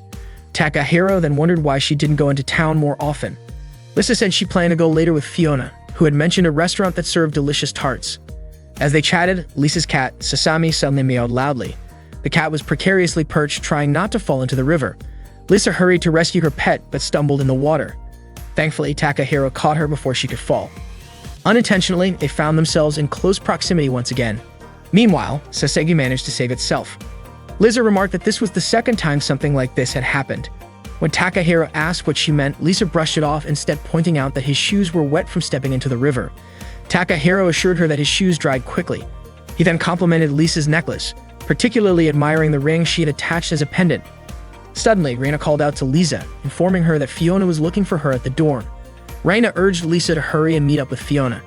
Lisa quickly picked up Sasami and left. Takahiro told Reina that the earlier incident was just an accident and assured her that nothing else happened. Reina, however, invited Takahiro to have breakfast with her, and he accompanied her to a bench by the pond for their meal. Reina also lived in the school dormitory. During breakfast, Reina asked Takahiro if he would consider becoming Lisa's squire. She mentioned that for the past year, she had been observing Lisa's situation. Takahiro asked how long Reina had known Lisa, and Reina revealed that she had known her even before Lisa came to Helen's Hill. Reina explained that Lisa used to be cheerful and sociable. However, after losing her mother, the only family she had, her relatives began fighting over her inheritance. They even said no one was truly grieving her mother's death. Since then, Lisa had started distancing herself from others. The ring Lisa wore as a pendant on her necklace belonged to her mother. Reina was the one who recommended Lisa enroll at Winford Academy, hoping that jousting would help her rediscover herself. But it seemed her efforts were in vain, as Lisa continued to isolate herself and Reina felt powerless to help. Takahiro then asked about Fiona. Reina said that Fiona and Lisa were similar. They both avoided forming connections and suffered alone in their isolation. While Lisa might appear strong, Reina feared she would eventually break down if she continued carrying everything by herself. Reina wasn't sure if Lisa could handle it all on her own. That's why she hoped Takahiro could be there for her. Reina believed that if Takahiro became Lisa's squire, it would help Lisa grow and move forward. She also acknowledged that Celia had likely asked the same of him. Apologizing for bringing it up, Reina concluded the conversation. As Takahiro walked back, he reflected on the requests from Lisa, Celia, Noelle, and Miyo. He knew he couldn't avoid making a decision. If he didn't participate in this summer tournament, he wouldn't be able to stay at the academy any longer. When Takahiro arrived at the stables, James asked him to brush Sakura. Afterward, James asked Takahiro to go into town to buy some supplies. He told Takahiro not to rush and suggested that he take some time to enjoy himself. Deciding to visit the stadium, Takahiro entered and imagined himself jousting there, even reenacting an attack stance from a match. Suddenly, he heard applause from Noelle and Mireille. Surprised, he asked why they were at the stadium. Noelle explained that she and Mireille often strolled there. She said the stadium symbolized Takahiro's strength, as it was a place where every knight dreamed of competing. Noelle confidently declared that she would one day compete and win at the stadium. Mireille wholeheartedly supported her sister, expressing her belief in Noelle's abilities. Noelle then wrapped her arm around Takahiro and said she had to win the summer tournament to achieve that goal. Mireille teased her sister, saying she was standing too close to Takahiro. Noelle apologized but quickly changed the subject, asking if Takahiro had eaten lunch. When Takahiro admitted he hadn't, Mireille eagerly invited him to join them for lunch. Noelle mentioned an Italian restaurant she loved. Although Takahiro initially wanted to decline, he couldn't refuse after seeing Mireille's hopeful expression. He agreed and they went to the Italian restaurant. The server brought out all the dishes Noelle had ordered, each one looking fancy and delicious. Takahiro was surprised by the variety, and Noelle explained that she had ordered plenty because Takahiro mentioned he was hungry earlier. Mireille even helped serve Takahiro some food. As they chatted, the conversation turned to the Lord Bunnings match. They were so engrossed in the discussion that Mireille almost knocked over her glass. Luckily, Takahiro managed to catch it in time. Their hands brushed as they both held onto the glass to steady it. Noelle noticed and jokingly reminded Takahiro that he was touching her younger sister's hand. Takahiro quickly apologized, but Noelle teased him further, saying that if he wanted to hold Mireille's hand, he would need her permission as Mireille's older sister. Both Takahiro and Mireille were flustered by Noelle's comment, but Noelle laughed, saying she was only joking. Mireille, a huge fan of jousting, expressed her desire to continue talking about it for as long as possible. Noticing Takahiro's empty plate, Mireille ordered more food for him, encouraging him to eat as much as he wanted without holding back. Takahiro said goodbye to Noelle and Mireille. That day, Mireille was overjoyed and expressed her desire to spend time with Takahiro again sometime. Before leaving, Noelle whispered to Takahiro to meet her later at tart time. Noelle then invited Mireille to go flower shopping with her. Feeling like he had eaten too much, Takahiro decided to go for a walk. Unfortunately for him, he bumped into Akane, who offered him more food. Akane handed him an umeboshi onigiri, saying that a healthy body leads to a healthy mind. She added that the onigiri might remind him of life in Japan. When Akane encouraged him to eat, Takahiro hesitated, already feeling full. But with no way to decline politely, he forced himself to eat it and complimented its taste. Akane smiled and said that eating properly was the first step toward improving one's skills in jousting. Takahiro asked if Akane thought about jousting even during holidays. She replied that there wasn't much time left before the summer tournament, and she wanted to become even a little stronger. She also mentioned that having a strong squire would be helpful, though she admitted she didn't have one yet. Akane was happy to have met Takahiro that day and said she was going to check on her armor. She asked about Takahiro's plans, and he told her he was heading back to school. Before parting, Akane asked if Takahiro could meet her at tart time later that evening. Takahiro agreed, and Akane said goodbye, thanking him again. As she walked away, Takahiro thanked her for the onigiri, and she turned to smile warmly at him. Continuing his walk, Takahiro visited the flower garden, where he spotted Celia. He approached her and asked why she was there. Celia replied that there didn't need to be a specific reason to visit such a beautiful place. When Takahiro asked if she often came there, Celia said she found the place calming and relaxing. Takahiro agreed, mentioning that he had discovered the garden when he first arrived in the country. Celia remarked that it was a shame they hadn't met sooner. If they had, their relationship might have been different, and perhaps Takahiro would have already become her squire. She mused that the garden might have become a special place for the two of them. Realizing what she had said, Celia quickly brushed it off, saying she shouldn't have spoken like that. She then offered Takahiro a piece of cake. Although he initially hesitated, Celia assured him she had baked it herself and jokingly added that it wasn't poisoned. Takahiro accepted the cake. As she handed it to him, their hands touched, and Celia commented on how cold his hands were. She added that cold hands often indicated a warm heart, saying she believed Takahiro had a kind heart. After taking a bite, Takahiro complimented Celia's cake, saying it was delicious. Celia mentioned that she had considered making tea to go with it. Takahiro thanked her for the tea she had served him the previous day. Celia then asked if he had enjoyed himself. Takahiro admitted he had been surprised by all the teddy bears. He hadn't expected it, but thought they suited her perfectly. Celia thanked him and asked if he knew about Theodore Roosevelt. Takahiro recognized the name as that of a U.S. president. Celia elaborated, explaining that Roosevelt was the 26th president of the United States. She shared a story about how, during a hunting trip, Roosevelt refused to shoot an injured bear, saying it wasn't sportsmanlike. This act of kindness inspired the creation of the teddy bear, named after Roosevelt's nickname Teddy. Celia explained that she loved teddy bears not only because they were soft and cuddly, but also because they symbolized sportsmanship. She expressed her desire to embody that same sportsmanship as a knight.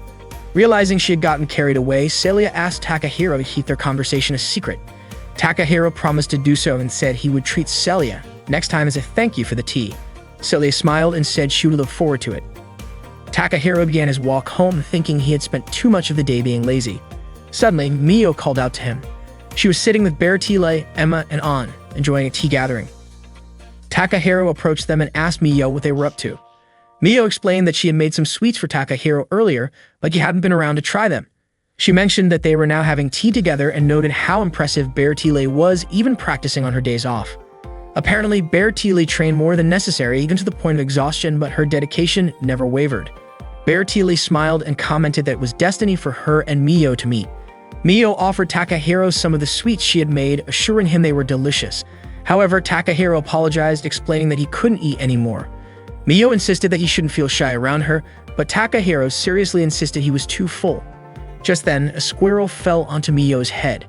It climbed down to her arm, and Mio, enchanted by its cuteness, offered it something to eat. Bertile mentioned that during this season there weren't any acorns or sunflower seeds available. An added that squirrels are omnivorous and can eat a variety of things. Mio decided to offer the squirrel some of her cake, and the little creature happily devoured it. Everyone admired how adorable the squirrel looked as it nibbled on the treat. Suddenly, Aim pointed out to Bertile that more squirrels were gathering around them. Before they knew it, an entire swarm of squirrels appeared. Mio eagerly offered the rest of her cakes to the squirrels, but in an instant, the creatures jumped onto Mio, Bertile, An, Emma, and even Takahiro. The group let out startled cries as they struggled to handle the unexpected invasion. Meanwhile, James was busy cleaning Sakura's stable. Takahiro eventually returned home, his clothes completely filthy. He casually mentioned that he had encountered some squirrels before handing James his order and heading off to take a bath. James, now curious, wondered what exactly had happened to Takahiro. Later, when Takahiro arrived at tart time, Fiona suddenly remarked that Takahiro, the pervy upperclassman, had followed her to that place. She even accused him of being a stalker. Takahiro tried to clarify, explaining that he lived there.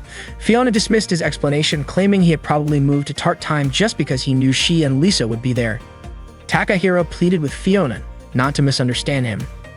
Noelle chimed in, reassuring Fiona that she was mistaken. Then, to everyone's surprise, Noelle blew on Fiona's face. Fiona was startled and demanded to know what Noelle was doing. Noelle said it was a gesture of friendship, though Fiona immediately rejected the notion. Noelle teased her further, saying Akane enjoyed it, prompting Akane to protest that she didn't like it either. Meanwhile, Lisa was enjoying a tart and commented on how delicious it was. Mio asked if Lisa wanted to try something else from the menu, and Lisa nodded. Watching Lisa, Takahiro remembered Reina's words, that if he stayed by Lisa's side, he could help her become a strong squire. Out of nowhere, Lisa handed Takahiro some food, remarking that he liked spicy things. Everyone's attention shifted to Takahiro and Lisa, creating an awkward yet heartwarming moment. That day, the knights enjoyed a brief break from their rigorous schedules. But as the day passed, their training resumed, with the looming summer tournament weighing heavily on their minds. The intense path of jousting awaited them once again, testing their resolve and dedication. That day, Akane was teaching the art of concentration through flower arranging. She carefully worked on her arrangement in front of Mio, Takahiro, and Noelle. While arranging flowers, she explained that one must maintain a clear mind and heart free from any doubts. The truth of one's inner thoughts and emotions, she said, would be reflected in the finished arrangement. Akane's arrangement turned out beautifully, prompting Mio to praise her skill. Noelle decided to tease Akane by casually mentioning Celia's name. Startled, Akane accidentally snipped a large flower stem. Mio, looking around, also remarked about Celia, causing Akane to lose her concentration completely, ruining her arrangement. Takahiro asked how Akane planned to face Celia if she got this flustered just hearing her name. Akane nervously imagined herself competing against Celia and almost fainted at the thought. Stammering, she insisted that facing Celia had nothing to do with her feelings, but her fumbling only worsened her flower arrangement. Later that cloudy afternoon, Akane was training with her sword. She berated herself, calling herself foolish for claiming to be a knight. When it began to rain, Akane quickly sheathed her sword and shielded it under her arm to keep it dry. She ran toward a windmill and took shelter inside a small room beneath it. There she noticed a jacket and realized it belonged to Celia. Just then, Celia entered and greeted her, explaining that she too was seeking shelter from the rain.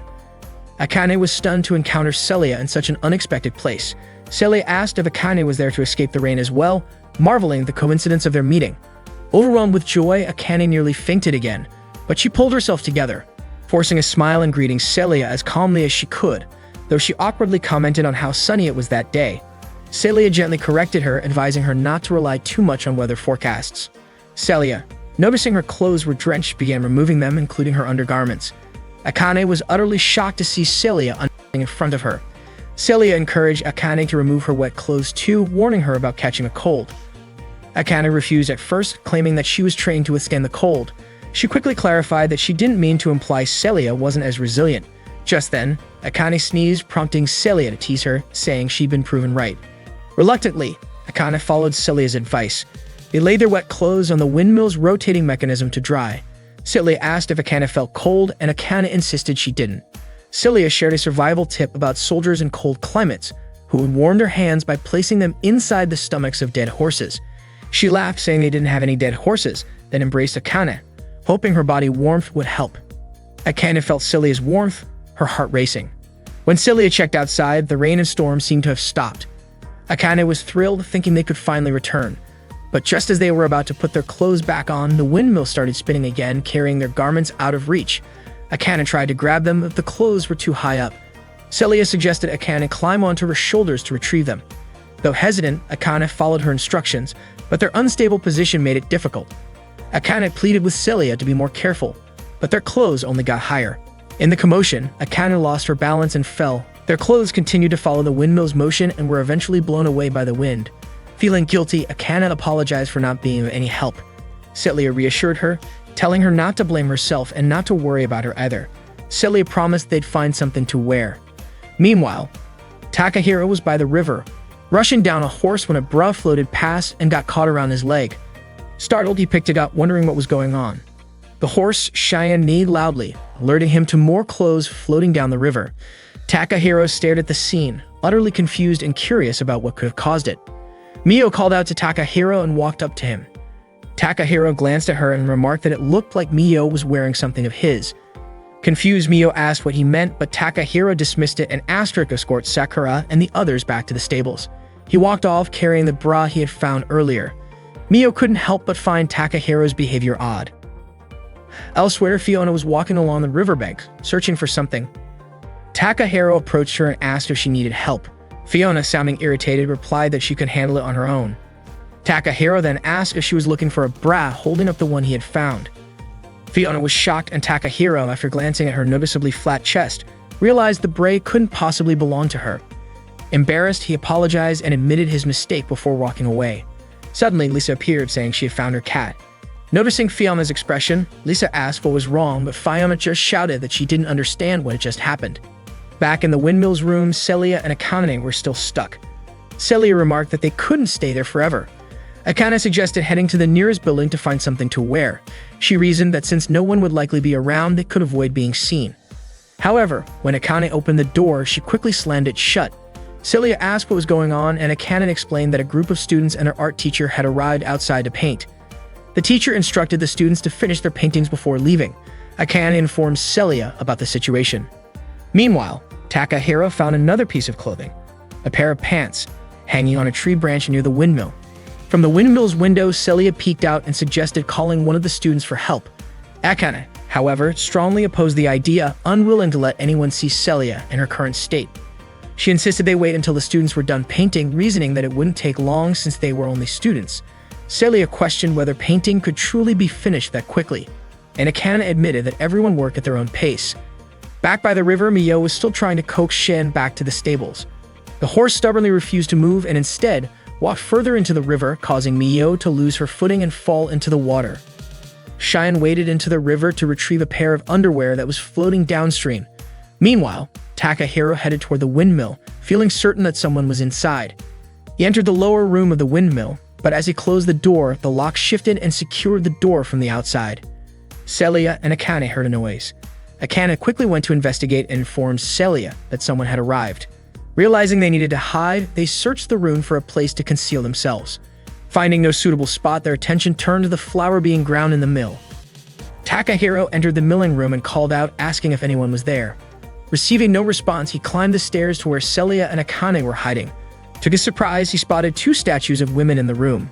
Curious, Takahiro approached the statues for a closer look. He remarked that the statues looked oddly familiar. When Akane accidentally made a small sound, Takahiro was startled but brushed it off as his imagination. He examined the statues more closely, noting how realistic they appeared. Out of curiosity, he touched Akane's chest. This caused her to make a noise, which only made Takahiro more suspicious. To confirm his suspicions, he touched her again.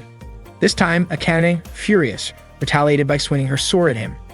Her attack shredded Takahiro's clothes, leaving him in his undergarments. Shocked, Takahiro called out, revealing his identity. Both Celia and Akane finally recognized him. Takahiro asked what they were doing in such a place. Celia replied that it was a long story. Takahiro nodded, understanding, and offered to fetch them clothes despite his own limited attire. When he tried to open the door, he found it locked. Akane asked what had happened to the door. Takahiro explained that the bar on the outside must have fallen, locking them in. They attempted to escape through the window, but found it impossible. As evening approached, Celia expressed her worry. She had a promise to meet a friend that day, someone she had known for a long time who was returning after recovering from an injury. Celia was desperate to see her friend, but lamented that it seemed impossible in her current state, wearing only a makeshift cloth. Akane encouraged Celia not to give up, insisting that her friend was likely still waiting for her. Celia, however, feared she was already too late. Suddenly, Takahiro heard Cheyenne neighing outside. He suggested that Celia use the horse. Outside, Cheyenne was running at full speed, gripping the underwear it had retrieved from the river in its mouth. Akane questioned how they could escape when the door was locked and all three of them were inadequately dressed. Takahiro suggested that as the windmill had been used as a lookout in the past, there might be armor hidden there for emergencies. Lifting a floor panel, Takahiro uncovered a suit of armor. Akane insisted that Celia wear it. Celia hesitated, asking if Akane was certain about the decision, but Akane replied that there was no time to argue. Celia agreed, and Akane helped her put on the armor. As Celia tossed her hair, Akane caught the scent of her perfume, nearly losing her composure. Celia commented that although the armor was old, it was still in good condition. She then asked Takahiro about the locked door. Takahiro proposed creating a dust explosion using flour. By scattering the flour in the air and igniting it, they could blow open the door. Celia agreed to the plan. Outside, the students continued painting, unaware of the commotion inside. Takahiro prepared for the explosion, instructing Celia and Akane to take cover. He rigged a gun with a string to pull the trigger and tossed it upward. The resulting blast broke down the locked door. The students outside panicked at the sound of the explosion, but their teacher quickly calmed them down. Meanwhile, Akane whistled for Cheyenne, who approached promptly. Celia mounted the horse but surprised Akane by inviting her to ride along. The two rode Cheyenne together, galloping past the gathered students. Everyone watched in awe, and one of the students even called them goddesses. Takahiro hoped that Cheyenne would take good care of Celia and Akane as they rode off. He could only watch them from the doorway. Suddenly, a pair of underwear landed squarely on his head. As they rode together, Akane asked Celia why she had insisted on having her ride along. Celia replied that she couldn't bear to leave Akane behind in such a vulnerable state. Moved by Celia's words, Akane felt deeply touched. She even claimed she could hear Celia's heartbeat through the armor. Akane then realized something unusual. Despite being so close to Celia, she felt completely fine. This was a stark contrast to how she normally became overwhelmed and fainted whenever she was too happy or excited around Celia. After changing into proper clothes, Celia and Akane made their way to a doll shop. The shopkeeper assumed Celia wouldn't make it in time, but Celia apologized, relieved that she had arrived just before the shop closed. It turned out that the friend Celia had been talking about was a doll named Friedrich. Friedrich had been her #1 companion since she was a child. Although the doll still needed some finishing touches, it was finally ready to be taken home. Akane couldn't help but smile at Celia's heartful attachment to the doll. The next day, the school showcased a painting by one of the students. Miyo excitedly invited Takahiro and Akane to check it out. The painting, titled The Knight and the Goddess, depicted the exact moment Celia and Akane burst out of the windmill room on horseback. Takahiro and Akane stared at the painting, lost in thought. Noticing their reaction, Miyo asked what was wrong, but they simply replied, "It's nothing." In truth, both of them were deeply embarrassed. The painting brought back vivid memories of the previous day's events. The artist had even captured the smallest details, like Takahiro standing near the door with a pair of underwear on his head. One day, Noelle went to see her father to tell him that she would be participating in joust training with her friends. Noelle also mentioned that they would train hard for the upcoming summer tournament, and there was only 1 week left. Her father replied, asking if Noelle thought he would allow it. Noelle firmly stated that she wasn't asking for his permission, but was informing him that she would be going. Her father turned away, saying she could do as she pleased. Noelle bowed and left immediately. After closing the door to her father's study, Noelle was startled to see Mireille standing there. Mireille encouraged Noelle to do her best during the joust training and said she couldn't wait to see Noelle at the tournament. Noelle hugged Mireille and apologized to her. After saying her goodbyes, Mireille reminded her to be careful. Noelle's father could only watch her leave through the window. Everyone has their own reasons for liking or disliking jousts, and sometimes reasons for why they must fight and win.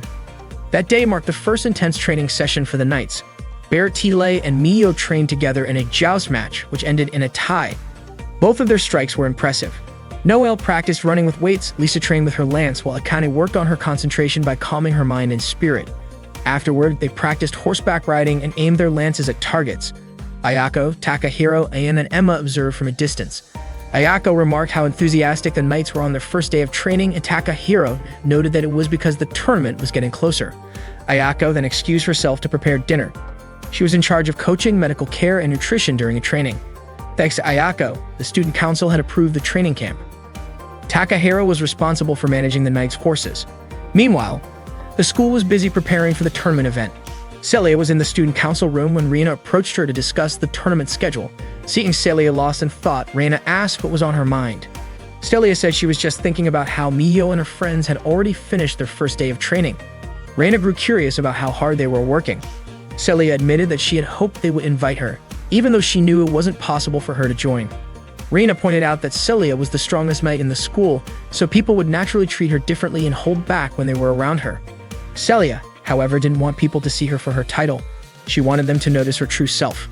Suddenly, Celia noticed Fiona stretching alone nearby. Celia thought Fiona seemed to prefer staying at the dorm rather than joining the training. Reina explained that Fiona had been invited but declined because she didn't like being in groups. Celia mused that being alone could feel lonely. That evening, the knights gathered for dinner at their lodging. They thoroughly enjoyed the delicious food. Ayako asked Lisa if she liked the dish, even though it was raw. Lisa replied that the food was delicious, much to Ayako's delight. Ayako mentioned that Anne and Emma had helped her a little. Bertile suddenly chimed in, saying it was no big deal. Anne and Emma were puzzled as to why Bertile spoke on their behalf when they could have said it themselves. Bertile insisted that since Anne and Emma were part of her group, she could represent them. Anne and Emma shook their heads in unison, saying no. Mio then thanked Bertile for letting them use her house as their lodging. Takahiro added that it helped everyone focus on the upcoming tournament. The other knights expressed their gratitude to Bertile as well. However, Anne suddenly interjected, saying there was no need to thank them, and Emma added that it was great that everyone could train hard together. Bertile, frustrated, exclaimed that she should have been the one to say that. Anne remarked that she and Emma were part of Bertile, but Bertile disagreed, saying it wasn't the same. Bertile suggested they all scrub each other's backs in the open-air bath after dinner. They soon headed to the hot springs. Akane scrubbed Lisa's back and asked if she was being too rough. Lisa replied that it felt really good. Noelle, scrubbing Akane's back, teased that her skin was silky smooth and even mentioned how soft her chin was. Embarrassed, Akane told Noelle to stop behaving like that. Mia was scrubbing Noelle's back and commented that Noelle's back was smooth and nice. They both laughed. Mio mentioned to Bertile that both the dining area and the bathhouse had a distinctly Japanese style. Bertile explained that her father was enamored with Japanese culture, which influenced the design. However, she clarified that the house was more of an Asian fusion, blending elements from various cultures beyond Japan. As they soaked in the hot spring, they found the water relaxing but slightly too hot. Bertile instructed everyone to stay composed while in the bath, claiming that was the Tokyo way. However, Mio pointed out that Bertile wasn't even from Tokyo, urging her not to overdo it. Suddenly, they noticed Akane turning red and nearly fainting. Akane admitted she had been trying to calm her heart this whole time. After bathing, they returned to their room and began a pillow fight. Bertile enthusiastically declared that pillow fights in yukata were a Japanese tradition. Excitedly, they started throwing pillows at each other. Akane, who had recovered a bit, thanked Lisa for fanning her earlier. Mio invited Akane and Lisa to join the pillow fight, but they declined. Ignoring their response, Noelle threw a pillow at them, knocking them over. Laughing, Lisa and Akane retaliated with equal force. The room soon erupted in laughter and chaos as they all enjoyed the pillow fight together. After their energy was spent, they prepared for bed. Bertile remarked that pillow fights were an unforgettable tradition, though Akane disagreed, saying it wasn't truly a Japanese tradition. Changing the subject, Bertile asked if anyone had already invited a squire to assist them in the tournament. The room suddenly fell silent, and everyone seemed nervous about answering. Noelle admitted she hadn't found the right person yet. Curious, she asked Bertile if she had a squire. Bertile proudly stated that Anne and Emma were her squires. Anne and Emma immediately retorted in unison that Bertile would be helpless without them.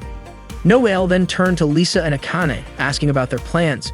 Both replied that they were used to fighting alone, but Lisa added that she wouldn't mind if she found a good squire, and Akane agreed with her sentiment. Finally, Noelle asked Mio about her choice. Mio surprised everyone by saying she wanted Takahiro to be her squire. Shocked, the group asked for an explanation. Mio said that Takahiro had complimented her sharp vision but pointed out that she still lacked knowledge of tactics. She believed having Takahiro with her would make things better. However, she acknowledged that it wasn't her decision to make. As the others mulled over Mio's statement, they began to realize that it ultimately depended on Takahiro's feelings, whether he would accept their request or not. Wishing everyone good night, Mio quickly fell asleep. Later that night, Noelle woke up suddenly from a bad dream. Hearing the sound of horses, she stepped outside to the terrace and spotted Takahiro practicing jousting alone. Takahiro seemed deeply committed to dedicating his life to joust, but he appeared unable to fully embrace the role of a squire. As he prepared to launch his lance at the target, he paused, seemingly lost in thought. After finishing his practice, Takahiro returned to the stables, wincing slightly as if his leg pain had returned. Surprised to see him, Noelle asked why he was still tending to the horses so late at night. Takahiro jumped slightly at her voice. Noelle explained that she had woken up from a bad dream and, in a playful tone, showed off her yukata, asking if she looked sexy.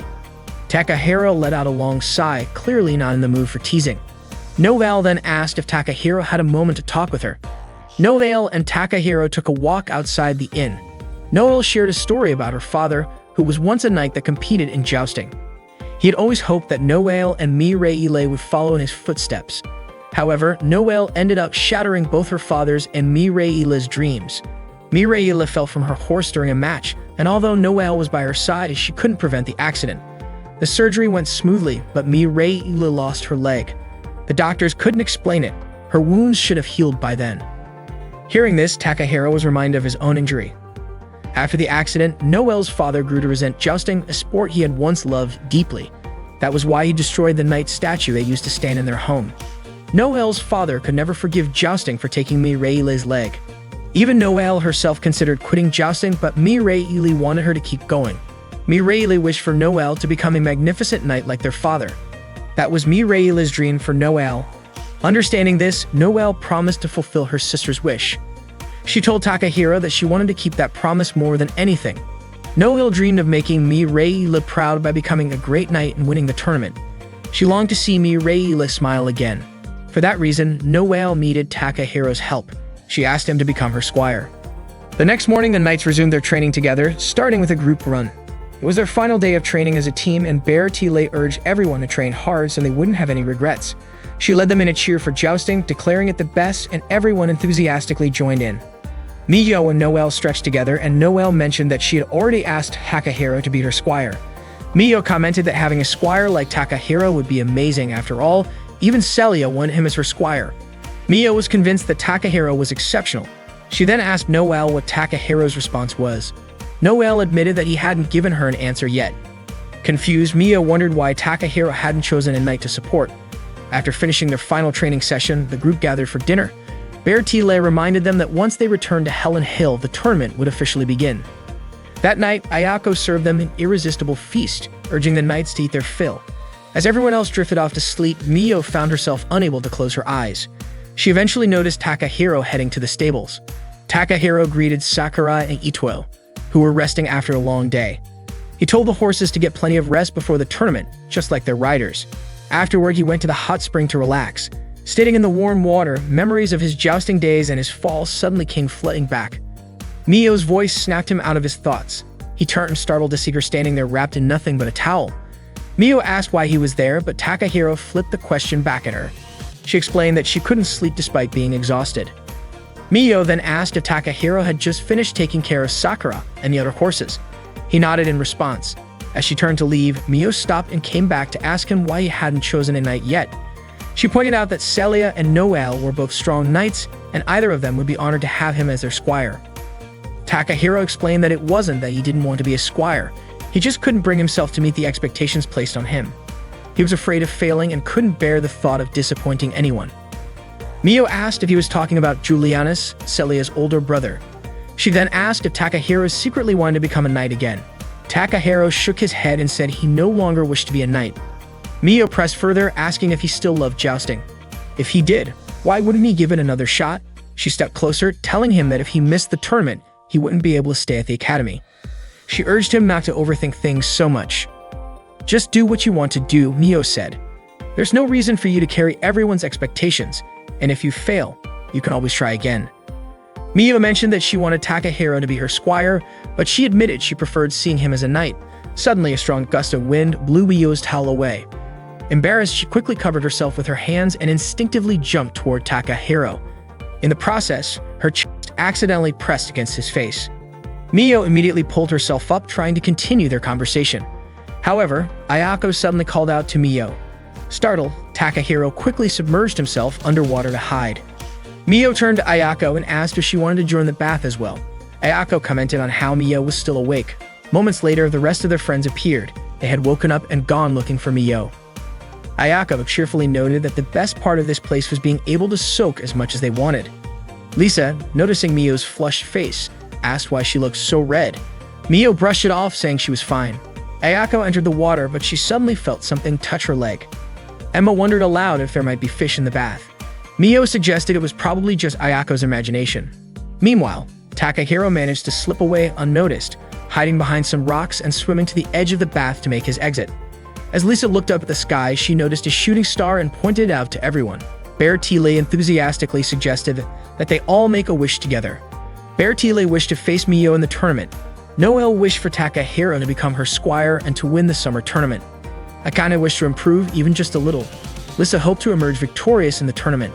Miyo, Fiona, and even Celia also made their wishes while gazing at the shooting star.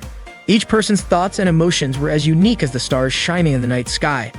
The summer tournament was about to begin under the blazing heat of the summer sun. The intense preliminary event where participants must outshine their competitors to become the sole winner was called the Miss Winford contest, held one day before the summer joust tournament. This event featured a swimsuit competition and a talent show, aimed at determining who was the most beautiful girl in school. One day, Takahiro and James were tending to a horse named Marengo, who was due to give birth in a week. James expressed his hope that Marengo would deliver a healthy foal. Takahiro asked what needed to be prepared for the occasion. James reassured him that everything was ready, they just needed to mentally prepare themselves.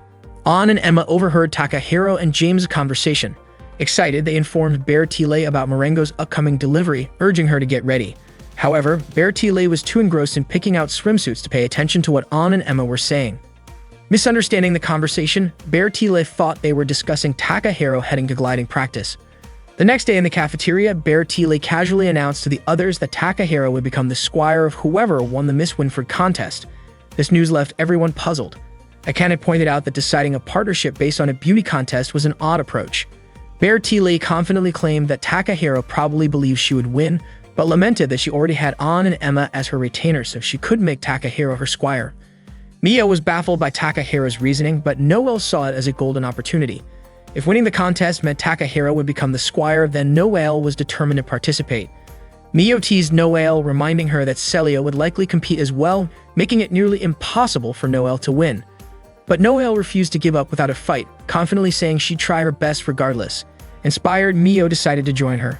Meanwhile, Akane remained hesitant about entering the beauty contest. Reina overheard their conversation and rushed to the laundry room to find Lisa. Reina asked Lisa if she owned a swimsuit, to which Lisa replied that she only had her school swimsuit. Reina pressed further, asking if Lisa had anything more feminine. When Lisa admitted she didn't, Reina urged her to buy a new one immediately because she planned to enter Lisa into the Miss Winford contest. Confused, Lisa asked why. Reina whispered that she had overheard the others saying Takahiro would become the squire of the contest winner. Later that afternoon, Mio and Noelle went to a swimwear shop to pick out their swimsuits for the contest. Mio found Noelle's choice a bit too revealing, saying it didn't cover much and would draw a lot of attention. Noelle praised Mio's selection, insisting that a beauty contest was like a battlefield and swimsuits were their armor. She had made her decision and hurried Mio to try hers on. Once they were dressed, Noelle suggested they reveal their choices simultaneously. As they pulled back their dressing room curtains, they were startled to see Lisa and Akane also trying on swimsuits. Surprised, Noelle asked why Akane and Lisa were there. Akane casually replied that it was a coincidence and she was just shopping for a swimsuit. Lisa echoed the sentiment. However, Noelle and Mio were skeptical. Noelle directly asked if they were planning to enter the beauty contest too. Both Lisa and Akane admitted they were. Akane confessed she wanted a strong squire, while Lisa shared the same goal. Noelle was stunned to discover that Lisa and Akane were also aiming for Takahiro. Mio, on the other hand, doubted her chances of winning. Noelle encouraged everyone to embrace the competition and suggested they all promise not to hold grudges no matter who won. The group agreed. Mio, now more determined than ever, declared she wasn't going to lose. That evening, Fiona was frustrated because Lisa was taking too long to return and Fiona was starving. She had even bought a spicy tart for Lisa, but if Lisa didn't show up soon, Fiona was tempted to eat it herself. At the cafe, Mio told Ayako she had finished cleaning up. Ayako thanked her and Mio asked where Noelle was. Ayako mentioned that Noelle had gone to bring dinner to Takahiro. Noelle knocked on Takahiro's door, then entered, greeting him warmly. She brought him a sandwich and asked if he was reading a book to develop new strategies. As Takahiro stayed focused on his book, Noelle unbuttoned her shirt and moved closer, commenting on how warm the night was. Still, Takahiro only responded briefly, his attention fixed on his reading. Frustrated, Noelle suddenly removed her shirt, startling Takahiro. She struck a suggestive pose and asked his opinion of her new swimsuit. Takahiro, caught off guard, asked why Noelle was acting that way. She explained that she planned to wear the swimsuit for tomorrow's contest. Surprised, Takahiro asked if Noelle was entering the beauty contest. Noelle confirmed it and was about to explain her reasons when Mio knocked on the door. Mio opened the door, shocked to see what Noelle was doing. Noelle casually explained she was just showing Takahiro her new swimsuit and asked if Mio agreed with her choice. Mio, however, had only come to bring Takahiro some tea. Noelle approached Mio, teasing her and saying she shouldn't be shy. She even joked that Mio was probably wearing a swimsuit under her work clothes. Noelle urged Mio to show it to Takahiro so he could decide which one he liked better. Before Mio could react, Noelle lifted Mio's skirt, revealing her underwear. Embarrassed and startled, Mio screamed, accidentally dropping and shattering the teacup she was holding. Takahiro, bewildered by their antics, could only sigh. Later that evening, Lisa tried on her new swimsuit in front of Sasami. The cat meowed approvingly, and Lisa smiled, saying she would wear it for the beauty contest tomorrow. Fiona entered the room, asking what Lisa was doing and why she had taken so long to return. Lisa explained that she was entering the beauty contest, which shocked Fiona. Fiona scolded her, pointing out that the joust tournament was just 2 days away and Lisa didn't have time for distractions. Fiona accused Lisa of fooling around too much and questioned whether Lisa even thought she could win. Upset, Fiona stormed out of the room and headed to the garden bench to eat. She grumbled about how she had bought the spicy tart and waited for Lisa, only for Lisa to prioritize the beauty contest. Calling Lisa foolish, Fiona vented her frustrations to herself. In Lisa's room, Fiona noticed Lisa's swimsuit lying on the bed as she walked by.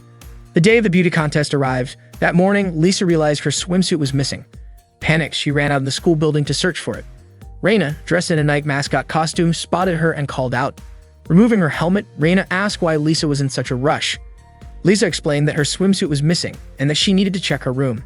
As Lisa ran off, Raina decided to follow but tripped and fell, accidentally landing on Takahiro. Apologizing profusely, Raina then asked Takahiro to wear the mascot costume in her place and direct people to the contest venue. Before Takahiro could respond, Raina dashed off to catch up with Lisa. Bewildered, Takahiro couldn't believe Lisa was entering the beauty contest and was curious about how she had lost her swimsuit in the first place. Suddenly, Takahiro saw Sasami walking in front of him, biting onto a piece of cloth. He thought it might be Lisa's swimsuit and quickly followed her. Meanwhile, Fiona was sitting alone on a bench by the pool when Lisa ran past her. Fiona called out to Lisa, but it seemed like Lisa didn't hear her. Sasami walked into the school building with Takahiro trailing behind. He tried to stop her, but Sasami kept going until she entered a room. When Takahiro caught up, he called her name and realized that Sasami had only been carrying a sock, not the swimsuit. Looking around, Takahiro froze as he discovered he was in the dressing room for the beauty contest participants. Panicking, he turned to leave but heard someone approaching the door. With no time to escape, he sat still, trying not to draw attention to himself. The beauty contest participants began entering the room to change into their swimsuits. Mio turned around and saw the Nike mascot costume, mistaking it for Raina. Feeling playful, she hugged the mascot, commenting on how soft and comfortable it was. Curious, Noelle decided to try hugging it too and agreed that it was incredibly cozy. Soon, everyone in the room took turns hugging the Nike mascot, much to Takahiro's growing discomfort. Reluctantly, Takahiro endured the situation until everyone eventually left the room. Suddenly, there was a knock on the door with someone reminding the participants to get ready. They quickly changed into kimonos and rushed out, leaving Takahiro relieved to be alone at last.